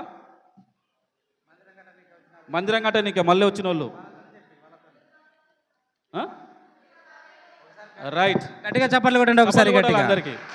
పడిపోయిన మందిరాన్ని కట్టడానికి ఎంతమంది వచ్చినారమ్మా? జెరుబాబేలు, యెహోషువ. ఎంతమందిని తీసుకొచ్చిన వాళ్ళు ఏమడా? ఒక నిమిషం, మీకు అర్థమైందా లేదా? అర్థమైందా? గుడ్. ఇంత చక్కగా మీకు అర్థమవుతుంది. ఎవరికో అర్థం కాలేదంట. మీరు అర్థం చేసుకోవాలని నా ఆవేదన. మీరు ఇంత చక్కగా అర్థం చేసుకుంటున్నారు. పడిపోయిన మందిరాన్ని కట్టడానికి ఎవరు వచ్చినారు? 2 నాయకులు వచ్చినారు. ఎవరు? జెరుబాబేలు, యెహోషువ. 2 వచ్చారు. గుడ్. దేవునికి స్తోత్రం కలుగును గాక. కంటిన్యూ. ఆమేన్. వీళ్ళు జెరుబాబేలు, యెహోషువ వచ్చినారు కదా, వాళ్ళతో పాటు మందిరాన్ని కట్టనీకే. ఇప్పుడు మనము ఊరే వదిలిపెట్టిపోతాం. ఈడ మనకు శత్రువులు ఉంటారు. శత్రువు ఉన్నప్పుడు నువ్వు ఒక్కడు పోతావా? నీ ఎమ్మని నీ బంధువులని, స్నేహితులని, నీ ప్రియులను తోలుకొని పోతావా? చెప్పాలా? నీవు వెళ్ళరాని చోటుకు పోయినప్పుడు నీవు కొంతమందితో పోతావా, లేకుంటే నువ్వు ఒక్కడే పోతావా? కొంతమందితోనే పోతాం. ఈ బైబిల్లో ఆ యెరూషలేముకి మళ్ళీ పోయినప్పుడు ఈ జెరుబాబేలు, యెహోషువ పోయినప్పుడు వాళ్ళతో పాటు 50,000 మందిని తీసుకుపోయినారు ఆ మందిరాన్ని మళ్ళీ నిర్మించనీకే. తెలుసా? ఇప్పుడు ఆ మందిరం వీళ్ళు పోయేసరికి 536 క్రీస్తు పూర్వము 536 సంవత్సరంలో యెరూషలేముకు పోయి మందిరాన్ని ప్రారంభించినారు. కానీ కొంతమంది ఏం చేసినారు? ఆ మందిరానికి అడ్డుకున్నారు. దేవుని కార్యానికి మన మాదిరిగానే అడ్డు చెప్పినారు. మనం దేవుని వాక్యానికి ఏ విధంగా అయితే మనకి వినడానికి చేతగాక, మనము ఆలోచన పెట్టాక, మన చెవులు సరిగా లేక మనం ఏ విధంగా అయితే దైవజనులను దూషిస్తున్నామో అదేవిధంగా 70 సంవత్సరాల తర్వాత దేవుడు మళ్ళీ వాళ్ళకి ఒక రాజుకు మంచి మనసు కలిగి 2 నాయకులు ఎన్నుకొని ఆ ప్రాంతానికి పంపించినప్పుడు అప్పుడు కూడా అక్కడ ఉన్నవారు అడ్డు కలుగుతారు మందిరం నిర్మించకూడదని. ఇప్పుడు ఎన్ని సంవత్సరాలు వాయిదా పడుతుంది మందిరం కట్టనీకే? రైట్, సభలు కొట్టాలి ఏబిఎల్కి అందరూ. 16 సంవత్సరాలు నిర్మాణం ఆగిపోతుంది. మందిర నిర్మాణం ఆగిపోతుంది 16 సంవత్సరాలు. ఇప్పుడు ఏమవుతుందంటే తర్వాత దేవుడు ఒక ప్రవక్తకి మార్గం చూపిస్తాడు. ఆ ప్రవక్త పేరు ఏం పేరు? రైట్. మీరు వింటున్నారు, బాగానే వింటున్నారు, కానీ స్త్రీలు వింటున్నారు, పురుషులకు సమాధానం వస్తలేదు. మళ్ళీ ఉండేదంతా సంఘ పెద్దలమే ఉన్నాం. ఈ టాపిక్ అలా మళ్ళీ ఇన్నోళ్ళమే ఉన్నాం. నేను మొదటగా రాలేదు, సార్ ఏం చెప్పినాడని చెప్పి నేను యూట్యూబ్లో మళ్ళీ రివిజన్ చేసుకొని సెక్రటరీగా నన్ను చెప్పాలా కదా. ఇప్పుడు సెక్రటరీకే రాకుంటే సంఘానికే రానట్టు. అట్లా అని చెప్పి మీరు విన్నారు కదా, సంఘ పెద్దలమే ఉన్నాం, మరి మీరు చెప్పకుండా ఎట్లా చెప్పండి? ఇప్పుడు దేవుని వాక్యం సార్ సరిగా బోధిస్తారు లేదని సంఘానికి చెప్పేదే సంఘ పెద్దలు. వాళ్ళు స్త్రీల సంఘ పెద్దలైనా పురుష సంఘ పెద్దలైనా ఎవరైనా ఆయన తెలియని వాళ్ళు జ్ఞానం లేకుండా మాట్లాడితే కూడా దైవ సేవకు అవసరం లేదు, వాళ్ళకి సమాధానం వినక. మంచి సంఘం, గట్టి సంఘం ఉంటే సంఘ పెద్దలు విశ్వాసులే బలంగా చెప్తారు. కరెక్ట్ ఏం లేదా? ఇప్పుడు తర్వాతకి ఏం చేసినాడు? హగ్గై అయిన ప్రవక్త ఎప్పుడు వచ్చినాడు? 16 సంవత్సరాల తర్వాత. ఈ డేట్లు కూడా మీరు యూట్యూబ్ ఉంటుంది సార్ చెప్పినది, డేట్లు ఉండేది మీరు బాగా రాసుకోవాలి చదువుకున్న వాళ్ళు. 16 సంవత్సరాలు నిర్మాణం ఆగిపోయింది. వీళ్ళు ఎప్పుడు వచ్చినారు? వీళ్ళు జెరుబాబేలు యెహోషువ 536 సంవత్సరంలో వచ్చినారు. మరి 36 సంవత్సరాలు అంటే మందిరం తిరిగి మళ్ళీ ఎప్పుడు నిర్మించబడాలా? 16 ఏళ్ళు వాయిదా పడింది. 16 సంవత్సరాలు అంటే ఎప్పుడు స్టార్ట్ కావాలా? 536లా 16 సంవత్సరాలు తీసేస్తే 520. 520 సంవత్సరంలో హగ్గై అయిన ప్రవక్త వచ్చినాడు. వచ్చి సంఘానికి ఏం చెప్పినాడు? గద్దించి చెప్పినాడు గట్టిగా. కొంతమంది సంఘ పెద్దలు కూడా మురటోళ్ళు ఉంటారు కదా, సంఘానికి చెప్తారు కదా కొంచెం మురటిగా. అంటే వాళ్ళు చెప్పేది కరెక్ట్ అయినా మాటలు కొద్దిగా గట్టిగా ఉంటాయి. గద్దించినాడు. ఏమని గద్దించినాడు? మీరు మందిరంగా నిర్మించకపోతే మీకు దేవుని శాపం వస్తుంది, దేవుని ఉగ్రత మీ మీద వస్తుంది, మీకు సంతానం నిలిచిపోతుంది. మన మనుషులకే కాదు, పశువులు కూడా పాడి పంటలు పండవు. అంటే పాడి పంటలు అంటే పశువులు పంటలు, అర్థమైంది కదా. అంత శాపం పెట్టినాడు ఆయన. అయితే అప్పుడు కూడా కొంతమంది ముందుకు వచ్చినారు, కొంతమంది రాలేదు. అప్పుడు మళ్ళా రెండో ప్రవక్త జకర్యా ఎప్పుడు వచ్చినాడు? 518 క్రీస్తు పూర్వము 518 సంవత్సరంలో జకర్యా వచ్చినాడు. జకర్యా వచ్చి ఏ విధమైన బోధ చేసినాడు ఆయన? ప్రేమపూర్వకంగా, మన సార్లాగా ప్రేమపూర్వకంగా, ఇది కాదు నాయన, మీరు మారాలా, మీరు కానీ మందిర నిర్మాణం చేయకపోతే మీకు ఆశీర్వాదాలు రావు, మీరు ఇదే విధంగా కరువులో ఉంటారు, మీ సంతానము ఇదే విధంగా నిలిచిపోతుంది. మీ అభివృద్ధి అనేది అంటే మన సంఘ అభివృద్ధి, దీనికి మీరు సింక్ చేసుకోవాలా దేవుని వాక్యానికి, ఈ జకర్యా బోధించిన దానికి. ఇప్పుడు వాక్యం అనేది ఇప్పుడు పిల్లలు దగ్గులేస్తుంది, మన మళ్ళీ పిల్లలు ఉన్నమే కదా. దగ్గులేస్తే మన ఇంట్లో ఒక అమ్మనో నాయన అంటే వాళ్ళకి తాతనో అవ్వనో ఉంటే ఫస్ట్ ఏం చేస్తుంది? హాస్పిటల్ తీసుకుపోయి సిరప్ చేస్తుందే. ముందర ఇంటి ముందర వేప చెట్టు ఉంటే వేప చెట్టు తీసి బట్టలేసి పిండి పిల్లలు లాపుతారు. అంటే చేదు అనేది ఔషధం, చేదు అనేది మందు. మనిషి అనేతోడు ఎంత మొరటోడో అందరికీ తెలుసు. మారు మనసు పొందని మనిషికి తేడా మనం సంఘంలోనే చూస్తాం. అట్లా దేవుడు మనకు సంఘానికి అవసరం ఏది? వాక్యం. ఇన్ని రోజులు ఇప్పుడు మేము కూడా దేవునికి దూరంగానే ఉన్నాం, చర్చికి దూరంగానే ఉన్నాం. ఇంతకుముందు ఉన్న పనిచేసే పాస్టర్లు ఉన్న వాళ్ళు కొంతమంది ఉన్నప్పుడు మందిరానికి వచ్చినాము, కొంతమంది ఉన్నప్పుడు రాలే. ఇప్పుడు మనమే అంటాం, ఏమంటామంటే సారు వాక్యం మంచిగా చెప్తే పాటలు పాడాడు. కరెక్ట్ ఏం లేదా? పాటలు పాడితే వాక్యం లేదు. సంఘంలో 30 మంది స్త్రీలు, 30 మంది పురుష సంఘ పెద్దలు పాటలు పాడతాడు, మళ్ళీ మనకి పాటలు పాడే సారే వచ్చినాడు. ఇట్లయితే ఎవరు మనసు పొందుతారబ్బా? అందుకే ఈ సారు వద్దు. కరెక్టే లేదా? నిర్ణయాలు మనవి. ఇప్పుడేమొచ్చినాడు? దేవుడు తన కృపచేత పంపినాడు. 66 గ్రంథాలు ఉంటాయి బైబిల్లో. మీకెక్కువ తెలుసు నాకన్నా, ఎందుకంటే చిన్నప్పటి నుంచి మీరు దేవుని సేవలో ఉన్నారు. ఏ విధంగా అంటే చిన్నప్పుడు సండే స్కూల్లో ఉన్న వాళ్ళు ఉన్నారు, ఇంతకుముందు స్త్రీలలో పాటలు పాడే వాళ్ళు ఉన్నారు, కాబట్టి మీకు తెలుసు. ఇప్పుడు పెద్ద మనుషులు కూడా మీరు చాలా మంది పాటలు చూసినారు మాకన్నా ముందర. ఎవరు వాక్యం ఏ విధంగా చెప్తారు, ఎవరు వాక్యం ఏ విధంగా చెప్పారనేది మీకు తెలుసు. ఇప్పుడు మనకి ఒక బిర్యానీ పొట్లను తింటే ఎంత తృప్తి వస్తుందో కడుపుకి, లోకానుసారంగా కడుపుకి ఎంత తృప్తి వస్తుందో దేవుని ఆత్మానుపరంగా అంత తృప్తి ఉందా లేదా మనకి? సార్ చెప్పే రూటు కరెక్ట్గా ఉందా లేకుంటే అర్థమైతలేదా? దేవుని మందిరంలో ఉన్నాం, యథార్థంగా చెప్పాలా. అర్థమైతే లేదంటే అర్థం కాలేదని చెప్పాలా. ఎందుకంటే దేవుని సన్నిధి, దీనిలో నువ్వు ఏ విధంగా మంచి అయినా చెప్పాలా, చెడు అయినా చెప్పాలా. దేవుడు తన దైవ వర్తమానాన్ని దైవజనం ద్వారా కరెక్ట్గా పలికిస్తున్నాడా, పలికిస్తలేడా? మనని గద్దించినట్టు ఉందా లేదా? ఈ వాక్యం కావాలా? పాటలు 2 పాడతాం సార్ అంటే, లేదు పాడనంగా 2 పాటలు పాడండి, వాళ్ళు బాధపడతారు వీళ్ళు బాధపడతారు, 2 పాడండి అంటే టైం చూసుకుంటే దానికి లాస్ట్ 15 నిమిషాలు ఉంటుంది. దానిలో సందా పాటకి 5 నిమిషాలు తీసేయండి, 10 నిమిషాలు.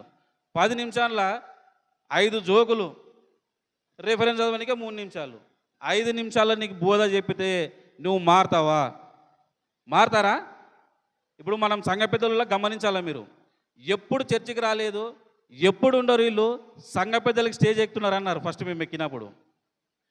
ఇప్పుడు నన్ను చూసినారు, సెక్రటరీ ఎన్నికైనది, ఖజానాదారును చూసినారు, ఇంతమంది సంఘ పెద్దలు ఉన్నారు, వాళ్ళ చరిత్రలో మీకు తెలుసు. ముందు ఏ విధంగా ఉంటారు, ఇప్పుడు ఎట్లా మారినారు? ఈ మైకు పట్టుకునికనే కాలు చేతులు వణుకుతాయి, వీళ్ళు ఎల్లబడి చెప్పనీకే. సార్కి ఎంత బాధపడింటే నేను సెక్రటరీగా మీకు సంఘానికి తెలియజేస్తున్నా, మీరు అర్థం చేసుకోవాలా. ఇప్పుడు మధ్యాహ్నం కాడికి వస్తాం. జకర్యా వచ్చినాడా? 518 క్రీస్తుపురంలో వచ్చినాడు. ఆలయం నిర్మించబడిందా లేదా? యెరూషలేములో మళ్ళా నిర్మించబడింది కదా. ఎన్నో ఆలయం ఇది?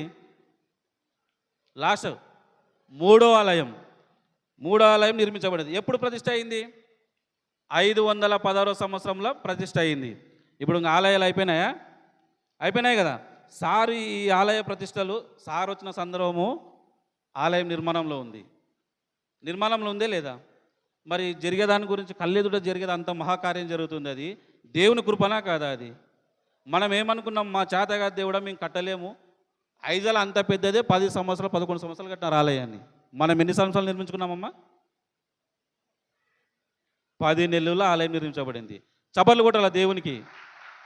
గొప్ప కార్యమా కాదా? అది మనుషుల వల్ల అవుతుందా? మనుషుల వల్ల అవుతుంది? అది దేవుని చిత్తం ఉంటేనే ఆలయం నిర్మాణం అవుతుంది. దేవుడు మన దైవజనుని మన మధ్యకి పంపినప్పుడు ఆలయం నిర్మాణంలో ఉంది, దానికి అనుగుణంగా చెప్పాలా, లేకపోతే దానికి వ్యతిరేకమైన వాక్యం చెప్పాలా? దానికి అనుకూలంగానే చెప్పాలి కదా. ప్రతిష్ట మొన్న కూడిక పెట్టుకున్నామా, మనము కృతజ్ఞత కూడిక పెట్టుకున్నామా, ఆడవరకు ఆలయం టాపిక్ క్లోజ్ అయింది. ఇప్పుడు దీనిలల్లా రెఫరెన్స్లలో మనం ఒకసారి మీరు గుర్తు చేసుకోండి. సార్ ఫస్ట్ ఏ బంధన అంటే పాత నిబంధన నుంచి స్టార్ట్ చేసినాడా, కొత్త నిబంధన నుంచి స్టార్ట్ చేసినాడా, ఏ అధ్యాయం నుంచి స్టార్ట్ చేసినాడో మీరు చెప్పాలా. ఇప్పుడు తెరల మందిరం ఏ అధ్యాయంలో ఉంది? అది పాత నిబంధన అధ్యాయం నిర్గమాకాండం. మరి మన కృతజ్ఞత కూడలో చెప్పినది నూతన యెరూషలేము అని చెప్పినాడా? నూతన యెరూషలేము మందిరం అది 3వ మందిరం కట్టినా దాంట్లో సరిగా ఆరాధన జరగాలే. మన చర్చి మాదిరిగా 20 సంవత్సరాలు ఉన్నవారే సంఘ పెద్దలుగా ఉన్నారు, పాడిన వారే పాటలు పాడినారు, ఆరాధనకు వచ్చి ఆరాధించిన వారే ఆరాధించినారు. ఇప్పుడు నూతన మందిరం కట్టినామా లేదా? ఇప్పుడు దేవుడు ఎట్లా చేస్తాడంటే తన కార్యాన్ని మనము అది 10 సంవత్సరాలు పడుతుందా 20 సంవత్సరాలు పడుతుందా అని టెస్టింగ్ అనమాట. సార్ ఇంతకుముందు చెప్పా, నదిలో ఎన్నిసార్లు మునగమని చెప్పినాడు? 7 సార్లు. మరి దేవుని మహిమ ఉంటుంది, దైవజన కృప ఉంటుంది కదా, మరి ఒకటేసారి మునిగితే బాగా కావాలా కదా. ఇప్పుడు మనము మన పిల్లల కోసం పని చేస్తాం, సంపాదిస్తాం. నువ్వు ఇంట్లో కూర్చొని నీకు 500 కూలిస్తే నీకు దాని విలువ తెలుస్తుందే? భర్త బయటకు పోయినామనే పిల్లగాడు ఏడిస్తే 100 రూపాయలు ఇచ్చి ఖర్చు అయిపో అంటావు. అదే నువ్వు చెమట గారిచి కష్టం చేస్తే అదే 500 నువ్వు పిల్లలకి ఒక వారం రోజులు పెడతావు. నిజమా కాదా? నిజమా కాదా? కాబట్టి దైవ కార్యాలు ఏ విధంగా జరిగేది ఉంటే అదే విధంగా జరుగుతుంది. 20 సంవత్సరాలు సంఘం పెద్ద ఉన్న వాళ్ళని అది దేవుని కృపనే. అది మనుషులు ఎన్నుకున్నారు, వర్గాలు చేయరు దీంట్లో చర్చిలా. దేవుని కృప ద్వారానే సాధ్యమవుతుంది ఏదైనా కానీ. నూతన మందిరం కట్టుకున్నాం, మీరు ఆరాధించిన వాళ్ళే ఆరాధించినారు, పరలోకానికి మీరే పోతారు, మిగతా విశ్వాసులు పోరు, వాళ్ళు ఇంకే పాప హృదయంతోనే జీవిస్తారని చెప్పి మమ్మల్ని ఎన్నుకున్నాడు. ఆడ పనికిరాని పాత్రని దేవుడు ఎట్లా మారుస్తాడు? శుద్ధిగా చేసి పనికొచ్చే పాత్రగా చేస్తాడు. మట్టిని తొక్కి పిసికితేనే కుండ తయారవుతాడు కుమ్మరోడు. కరెక్టేనా లేదా? ఆ విధంగా ఖజానాదారుని ఎన్నుకున్న దేవుని కృపనే, సెక్రటరీగా ఎన్నుకున్న దేవుని కృపనే, సంఘ పెద్దలను ఎన్నుకున్న దేవుని కృపనే. ఆయన ఆజ్ఞకి అతిక్రమణకు గురైన వాళ్ళు ఉంటారా? నూతన మందిరం ఏర్పాటు అయింది, నూతన సంఘ పెద్దలే దాన్ని ఓపెనింగ్లో పాల్గొన్నారు. కరెక్టేనా లేదా? దేవుని నిర్ణయాలు ఆ విధంగా ఉంటుంది. తర్వాతకి దేవుడు ఏం బాధపడినాడు తెలుసా? నూతన మందిరాన్ని ఎంత గొప్ప కట్టుకున్నా నూతన దాన్ని ఎట్లా నిర్మించినాడు? పరిశుద్ధంగా. పరిశుద్ధంగా అనే మాట చాలా విలువైనది. మనకు మీ గ్రంథం ఇప్పుడు బైబిల్ చూడండి, గ్రంథాన్ని పైన ఏముంటుంది? పరిశుద్ధం. అంటే పరిశుద్ధ అనే మాటనే చాలా విలువైనది. కాబట్టి నూతన మందిరం పరిశుద్ధంగా కట్టబడితే యెరూషలేములో అది కూడా దేవునికి నచ్చలే. నచ్చక ఏమన్నాడు? ఈ ఆలయాలు ఎన్ని కట్టినా నాకు ఘనత రాదు, మీరు మనుషులుగా మారారు, ఆరాధించరు, నీవే ఈరోజు నుంచి యెరూషలేం అని చెప్పినాడు దేవుడు. అంటే ప్రతి మనిషి యెరూషలేం. చప్పట్లు కొట్టాలి అందరూ. నీవే యెరూషలేం అంటే నీవే మందిరం. ఫస్ట్ నీవు శుద్ధి అయితేనే సంఘంలో అంతా అభివృద్ధి చెందుతుంది, ప్రతి ఒక్కరు శుద్ధి చెందుతారు. ఇలాంటి ఆలయాలు ₹1,00,00,000 కట్టుకుంటాం, 2 కోట్లతో కట్టుకుంటాం, ఆరాధన లేకుంటే వ్యర్థమే లేదు. సారు నిర్గమకాండము నుంచి స్టార్ట్ చేసి 1 కొరింథీ, నేను రెఫరెన్స్ కూడా చెప్తా, 1 కొరింథీ 3, 17, 18 వచనాలు చూడండి. ఉందే లేదా? మీరు ఒకసారి ఇది రికార్డు ఉంటుంది కాబట్టి ఒకసారి చెక్ చేసుకోండి ఇంటి దగ్గర. 2 కొరింథీలు చెప్పినాడు, ఎఫెసీ చెప్పినాడు, 1 పేతురు చెప్పినాడు, హెబ్రీలకు చెప్పినాడు, ప్రకటన గ్రంథం ఫస్ట్లో ఉంటుందా చివరిగా ఉంటుందా? చివరిగా ఉంటుంది. అది కొత్త నిబంధన పాత నిబంధన? కొత్త నిబంధన. ఇప్పుడు మనం బైబిల్ చదువుతాము, సార్ రెఫరెన్స్ మనం చదవన్నప్పుడు పాత నిబంధన రెఫరెన్స్ కష్టంగా ఉంటుంది చదవనీకే, కొత్త నిబంధన కష్టంగా ఉంటుంది. పాత నిబంధన రాజులతోనే కూడుకొని ఉంటుంది. రాజులు, సైన్యాధిపతులు, దేవుడు ఈ సృష్టి గురించి ఉండేది. అది డిగ్రీ పీజీ చేసిన మాకే నోరు తిరగదు, అంత కఠినంగా ఉంటుంది. నువ్వు కొత్త నిబంధనలేకి రా, 2వ తరగతి 3వ తరగతి చదివేతోళ్ళు కూడా దేవుని చిత్తంతోన, అది మన పాఠం కాదు. ఈ ప్రశ్న వస్తుంది, నేను ప్రిపేర్ అయితే ఎగ్జామ్ రాస్తాను నీకే. దేవుని దగ్గర మోకరిల్లితే ఆయన ఏ ఆలోచన ఏ తలంపిస్తాడో అదే సంఘం ఎదుట పెడతాడు. కాబట్టి మన యవనస్తులు కొంతమంది ఏం చేస్తున్నారంటే, పోయిన సార్ వాళ్ళకి ఫోన్ చేసి, మా సార్ మంచిగా చెప్తలేడు వాక్యము, మాకు అర్థమైతే లేదు, మీరు బాగా చెప్తుండ్రి సార్, మీరు జ్ఞానులు, మా సార్కి ఏమొస్తలేదు అంటే, వాళ్ళు చేసినది, వాళ్ళు చదివినది కొంతమంది దైవజనులకి ఎవరు విరుద్ధంగా పోవకండి. ఎందుకంటే సమయం ఎక్కువైతే చాలా చెప్పాలని ఉంది కాబట్టి, కానీ చెప్పలేము ఎందుకంటే సమయం ఎక్కువైంది. దైవజనునికి వ్యతిరేకంగా మాట్లాడిన వాళ్ళు ఏ గతి పట్టినారో బైబిల్లో చూసినాము. అప్పుడు కిష్టి వ్యాధి వచ్చింది, ఇప్పుడు మనకి ఏ వ్యాధి వచ్చేది తెలియదు. కాబట్టి దైవ కార్యాలకి, దైవ నిర్ణయాలకి, దైవ సేవకులకి వాళ్ళు చెప్పేది మనము వినాలా. ఇప్పుడు సార్కి తెలియదా? ఇప్పుడు మా సంఘ పెద్దలుగా మాకు తెలియదు, మా చరిత్ర ఆయనకు తెలుస్తుంది. సంఘంలో మేము ఎప్పుడు చర్చికి వచ్చినాము, ఎప్పుడు దేవుని ఆరాధించామో మాకు తెలుసు, సార్కి తెలుస్తుంది. కాబట్టి వీళ్ళు ఎప్పుడు రాని మకాలు, కొత్త మకాలు ఉన్నాయని చెప్పి సంఘ పెద్ద నీవు ఎట్లా ఉండాలా, ఏ విధంగా నడుచుకోవాలని సార్ చెప్పినందుకే మేము మనసంగా సార్ చెప్పినామని కుటుంబారాధనలో పోతున్నాము, పాటలు నేర్చుకుంటున్నాము, కొద్దో గొప్పగా వాక్యాన్ని ఇలా మీ ముందర నిలబడి మాట్లాడడానికి మాకు ధైర్యం వచ్చింది. కాబట్టి మీరందరూ గమనించండి, దేవుని తలంపు లేనిదే సంఘ కాపరి ఏ విధమైన నిర్ణయాలు తీసుకున్నాడు, ఆయన ప్రార్థన శక్తితోనే మనకి వాక్యాన్ని బోధిస్తారు. కాబట్టి మీరందరూ దేవుని వాక్యానికి లోబడి జీవించాలని ఈ సమయం వచ్చిన మీకు అందరికీ, అలాగే సార్ గారికి హృదయపూర్వక వందనాలు సార్. ఈ సమయాన్ని సార్ గారికి అప్పచెప్తున్నాను. కొట్టాలి చప్పట్లు, గట్టిగా కొట్టాలి. ఇంకా నేను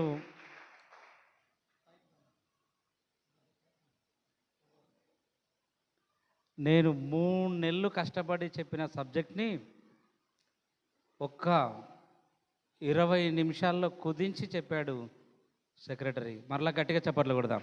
బాబా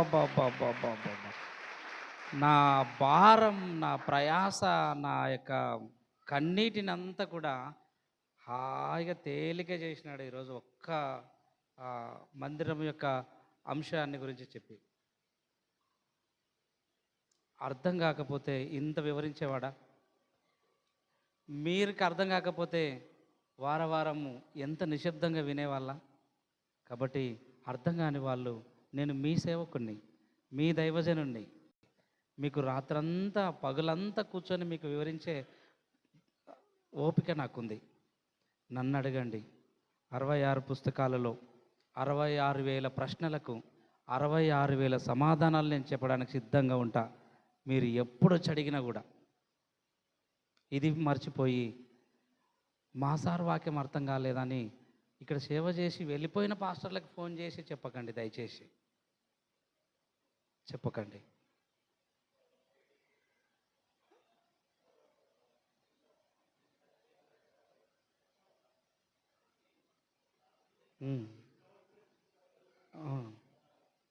అట్లా చెప్పకండి, ఫోన్ చేసి చెప్పకండి. మీకు అర్థం కాకపోతే నేను మీ దైవజనుడిని, మీరు నా దగ్గరకు వచ్చి అడగండి. మీకు ఏది అర్థం కాలేదో నేను చెప్తా.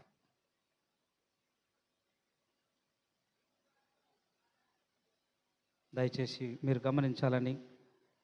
సరే, మంచిది. ఇంతవరకు మనం విన్నాం, నేర్చుకున్నాం. మరలా నేను కొత్త అంశాన్ని ప్రారంభించబోతున్నాను. అది ఎలా ఉంటుందంటే అద్భుతంగా ఉంటుంది. Wonderful subject. సేవకుడు, సంఘము, సంఘం పెద్దలు. సేవకుడు, సంఘము, సంఘం పెద్దలు. ఈ అంశంలో ఈ అంశం ముగ్గురు మీద నడుస్తుంది. పొయ్యికి ఎన్ని రాళ్ళు ఉంటాయి? 3 రాళ్ళ మీద ఏ విధంగా అయితే వంట జరుగుతుందో, ఈ సంఘ అభివృద్ధి ముగ్గురు మీద ఆధారపడి ముందు కొనసాగించబడుతుంది. సేవకుడు, సంఘం అంటే మీరు, సంఘ పెద్దలు అంటే వీళ్ళు. సేవకుని వదిలిపెట్టను, సంఘాన్ని వదిలిపెట్టను, సంఘ పెద్దల్ని వదిలిపెట్టను. కొట్టాలి గట్టిగా చప్పట్లు.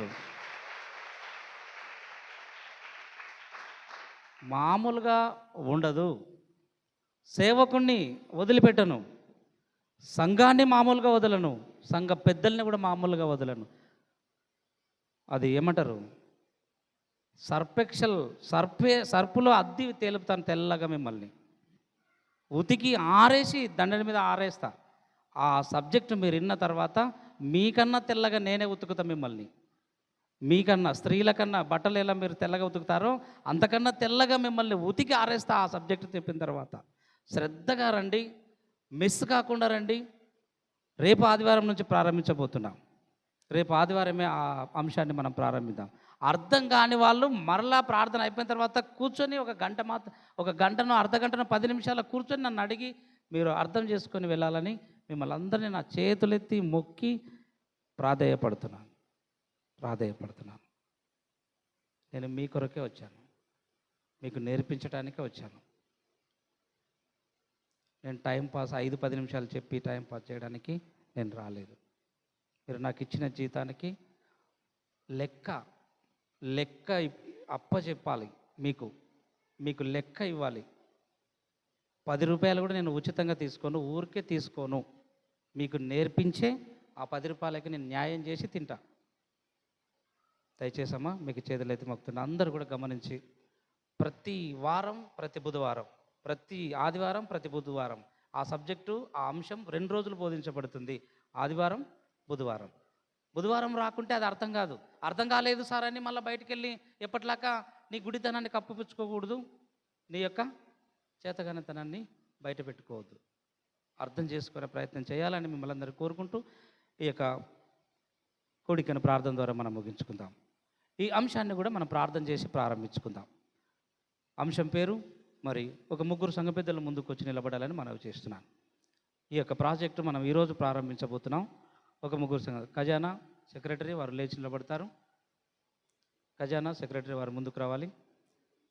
అదేవిధంగా దేవదాసన్న, విష్ణు మీరు కూడా లేచి నిలబడాలి. సంఘం పెద్దలు ముందుకు రావాలి. సురేష్ మీరు కూడా రండి.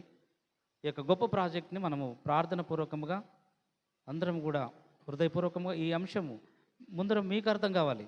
మీకు కూడా రేపటి నుంచి ఆదివారం నుంచి ఆ అంశాన్ని మీరు చెప్పాలి. మేము ఇది విన్నామని మీరు చెప్పాలి.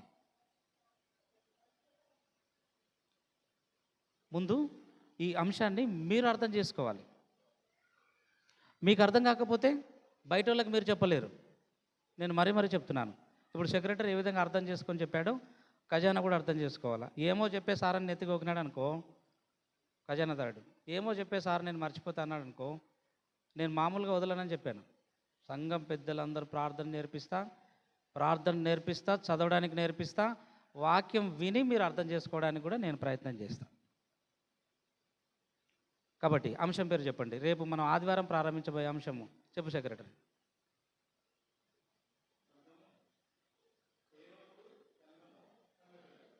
అందరూ గట్టిగా అందరూ చెప్పండి. సంఘము, సేవకుడు, సంఘము, సంఘం పెద్దలు. సేవకుడు, సంఘము, సంఘ పెద్దలు. ఏమా మీరు చెప్తలేరు? మీరు చెప్పండి అందరు గట్టిగా. సేవకుడు, సంఘము, సంఘం పెద్దలు. సేవకుడు, సంఘము సంఘ పెద్దలు. పాస్. సేవకుడు సంఘము సంఘ పెద్దలు. Good good good. కొట్ట చప్పట్ల క్లాప్స్ గట్టిగా. సేవకుడు సంఘము సంఘం పెద్దలు. రైట్. సేవకుడు సంఘము సంఘ పెద్దలు. గుడ్. సేవకుడు సంఘము సంఘ పెద్దలు. Right right right right. సేవకుడు సంఘము సంఘ పెద్దలు. గుడ్ గుడ్ సేవకుడు సంఘం పెద్దలు సంఘం. గుడ్. గట్టిగా క్లాప్స్ కొడదాం గట్టిగా. ఏం చెప్పినాడు సార్ అంటే సేవకుల గురించి చెప్పినాడు, సంఘం గురించి చెప్పినాడు, సంఘ పెద్దల గురించి చెప్పాడని మీరు కంఠం విప్పి బయట చెప్పాలి. సార్ ఏం చెప్పాడు వాక్యం అంటే ఏమో చెప్పా నాకు అర్థం కాలేదు అనకూడదు. మొట్టమొదటి సంఘ పెద్దలు నెత్తిగోకినారనుకో మళ్ళీ ఇప్పట్లాగానే పరిస్థితి వస్తుంది. గుడ్. ప్రార్థన చేసుకుందాం. ప్రార్థన. గుడ్. దేవునికి మహిమ కలుగును గాక. ప్రార్థన చేసుకుందాం. ముందుగా నేను పేర్లు చెప్తుంటే కానీ తర్వాత మీరు ప్రాక్టీస్ చేసిన తర్వాత పేర్లు చెప్తా. ముందుగా యోబు ఉన్నాడా? యోబు లేడు కదా. యోబు లేడు కాబట్టి ఎవరు? నాగేశ్ అన్న. ముందుగా ఈ సేవకుడు సంఘము సంఘ పెద్దలు అనే అంశము బాగా మనం నేర్చుకునేకే సాయం చేయను. Good good. Okay okay. చెయ్యి విష్ణు చేస్తాడు. అంశం గురించే చెప్పాలా, సేవకుడు అనే దాని గురించి. అందరు కళ్ళు మూసుకుని ప్రార్థన చేసుకుందాం. దేవ, కృపగల దేవ, జీవం గల దేవ, నీకే స్తుతులు స్తోత్రం తండ్రి. అవునా ప్రభు యేసయ్య, సేవకుడు ప్రభు సంఘము సంఘ పెద్దల గురించి ఆయన చేసిన వాక్యం చర్య గురించి ప్రభు మాకు బోధించే వాక్యం బట్టి ప్రభు జ్ఞానంను దయచేసే భాగ్యం మాకు అందజేయం తండ్రి. దేవుని నామమున అడిగి వేడుకుంటున్నాను తండ్రి. ఆమేన్. గుడ్. సెక్రటరీ ప్రార్థన ఆశీర్వాదంతో ముగించుకుందాం. అందరు కళ్ళు మూసుకొని ప్రార్థన చేసుకుందాం. పరిశుద్ధుడు పరిశుద్ధుడు పరిశుద్ధుడు అని వేలాది దేవదూతలతో కొనియాడబడుతున్న నా గొప్ప తండ్రి, నీ ఘనమైన పాదాలకు వందనాలు స్తుతులు నాయన. ప్రభా ఈ దినం తండ్రి, ఈ సమయంలో ప్రభా నిన్ను ఆరాధించి గణపరిచి తండ్రి కొన్ని వాక్య సత్యాలను తెలుసుకున్నందుకు గొప్ప ధన్యతగా భావిస్తున్నాం తండ్రి. ప్రభా ఇక్కడ ఉన్న ప్రతి ఒక్కరిని దీవించి ఆశీర్వదించండి తండ్రి. తండ్రి నీ వాక్యంలో తండ్రి నిర్గమకాండం నుంచి ప్రభా ప్రకటన గ్రంథం వరకు నీ మందిరాన్ని ఏ విధంగా నిర్మించావు, నీ ఉగ్రతకి ఏ విధంగా గురైంది, నిన్ను ఆరాధించకపోతే ప్రభా ఎంత ఖరీదైన దేవాలయం అనగా మందిరం తండ్రి వ్యర్థమని చెప్పినావు ప్రభా. లాస్ట్కి నైనా ప్రభా మందిరాలతో నాకు ఘనత రాదు, మందిరాలతో నాకు ఏ విధమైన ఉపయోగం లేదని నీవు భావించి ఎవరైతే ప్రతి ఒక్కరు హృదయంలో నీవే యెరూషలేము అనుకొని నీవే ఆలయంగా భావించి ప్రభా దేవుని సూచించాలని చివరిగా తండ్రి మీరు ఆజ్ఞాపించారు ప్రభువా. నా పేరు ఈ రోజు నుంచి యెరూషలేము అని నేను నమ్మి ప్రభువా నేను మారు మనసు తండ్రి, నా హృదయంలో ఈ విధమైన పాపపు జీవితం ఉన్న ప్రభా వదులుకొని సంఘంలోని ప్రతి ఒక్కరు ప్రభా మారు మనసు పొంది వాళ్ళే తండ్రి యెరూషలేములాగా అనగా నీ మందిరంలాగా వాళ్ళ హృదయం కడగబడినట్టు నీ కృపను దయచేయమని అడుగుతున్నాం ప్రభా. సేవకుడు నైనా గొప్ప వాక్యాన్ని వినిపిస్తున్నాడు ప్రభా, మాకు చాలా తృప్తిగా ఉంది తండ్రి. ఇదే విధంగా తండ్రి సంఘమంతా ప్రభా సేవకునికి లోబడి సేవకుని మాట విని ప్రభా నీ చిత్త ప్రకారము నీ వాక్యానుసారము నడవవాళ్ళగా నీ కృపను దయచేయండి. అదే మాదిరిగా తండ్రి నూతన ప్రతిష్ట కార్యక్రమం తండ్రి మొన్న జరిగిన కృతజ్ఞత కూడికతో తండ్రి సమాప్తమైంది ప్రభా. వాక్యాన్ని కూడా దైవజనులు ప్రభా చర్చి ప్రతిష్ట అనగా మందిర నూతన ఆలయ ప్రతిష్ట అనే దాన్ని తండ్రి కన్క్లూజన్ ఇచ్చి చక్కగా వివరించి తండ్రి నిర్గమకాండం నుంచి చివరి ప్రకటన వరకు తండ్రి మాకందరికీ ఏ విధంగా ఉండాలి, మందిరంలోకి వచ్చినప్పుడు మందిరం అనగా తండ్రి దేవుడు నివసించు స్థలం అని మీరు ఆజ్ఞాపించారు ప్రభా. ఈ మందిరంలోకి మేము అడుగుపెట్టినప్పుడు తండ్రి మా నేత్రములు, మా చెవులు, నోరు, మా నాలుక తండ్రి అదుపులో ఉంచుకొని అతి ప్రవర్తన కలిగి ఉండకుండా ప్రభా నీ యందు తండ్రి భయభక్తులు గల బిడ్డలుగా మా సంఘాన్ని దినదిన వాక్యాభివృద్ధి చేయవలసిందిగా కోరుతున్నాం ప్రభా. తండ్రి నీ మందిర ప్రతిష్టల అనే సబ్జెక్టును ప్రభా మేము చక్కగా విన్నాము తండ్రి. మీరు ఇచ్చిన గొప్ప భాగ్యం ఏంటంటే ప్రభా మాకు మంచి తెలివిపరులైన వివేకమైన తండ్రి స్త్రీలను మా సంఘంలో ఉంచినావు తండ్రి. వారిని బట్టి ధన్యతలు తండ్రి. ఎందుకంటే వారు ప్రభా కొంతమంది చదివిన వారు ఉన్నారు, కొంతమంది చదువు లేని వారు ఉన్నారు. కానీ తండ్రి వాక్యానుసారంగా ప్రశ్న అడిగినప్పుడు మాకన్నా ముందుగా స్త్రీలే తండ్రి జవాబు ఇవ్వడం గొప్ప ధన్యత తండ్రి. వాళ్ళని అదేవిధంగా తండ్రి నీ సేవలో వాడుకునని ప్రభా, నీ బలమైన బాణములాగా మా సంఘాన్ని తండ్రి తీర్చిదిద్దండి ప్రభా. తండ్రి నీ కార్యక్రమానికి నీ వాక్యానికి ఎలాంటి వ్యతిరేకత లేకుండా ప్రభా మేము లోబడే జీవితాన్ని మాకు యథార్థమైన హృదయాలను దయచేయమని ప్రభా. అదేవిధంగా మీ దైవజనుడు ప్రభా నూతనంగా తండ్రి యేసయ్య ఒక అంశాన్ని మొదలు పెట్టాలనుకున్నాడు తండ్రి.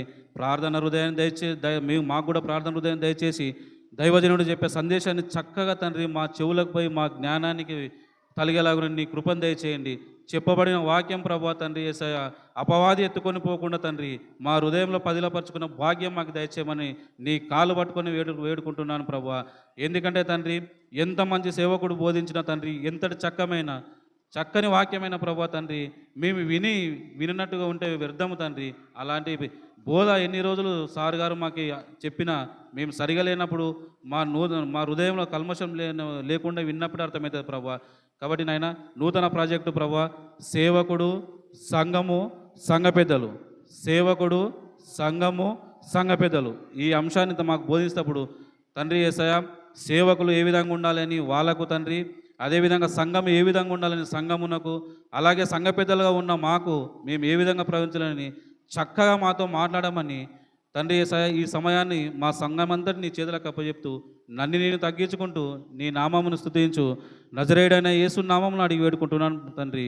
ఆమేన్. పరలోకమందున్న మా తండ్రి, నీ నామం పరిశుద్ధపరచబడును గాక, నీ రాజ్యం మాకు వచ్చును గాక, నీ చిత్తం పరలోకమందు ఎలాగో నెరవేరినట్లు భూమి యందు నెరవేరును గాక.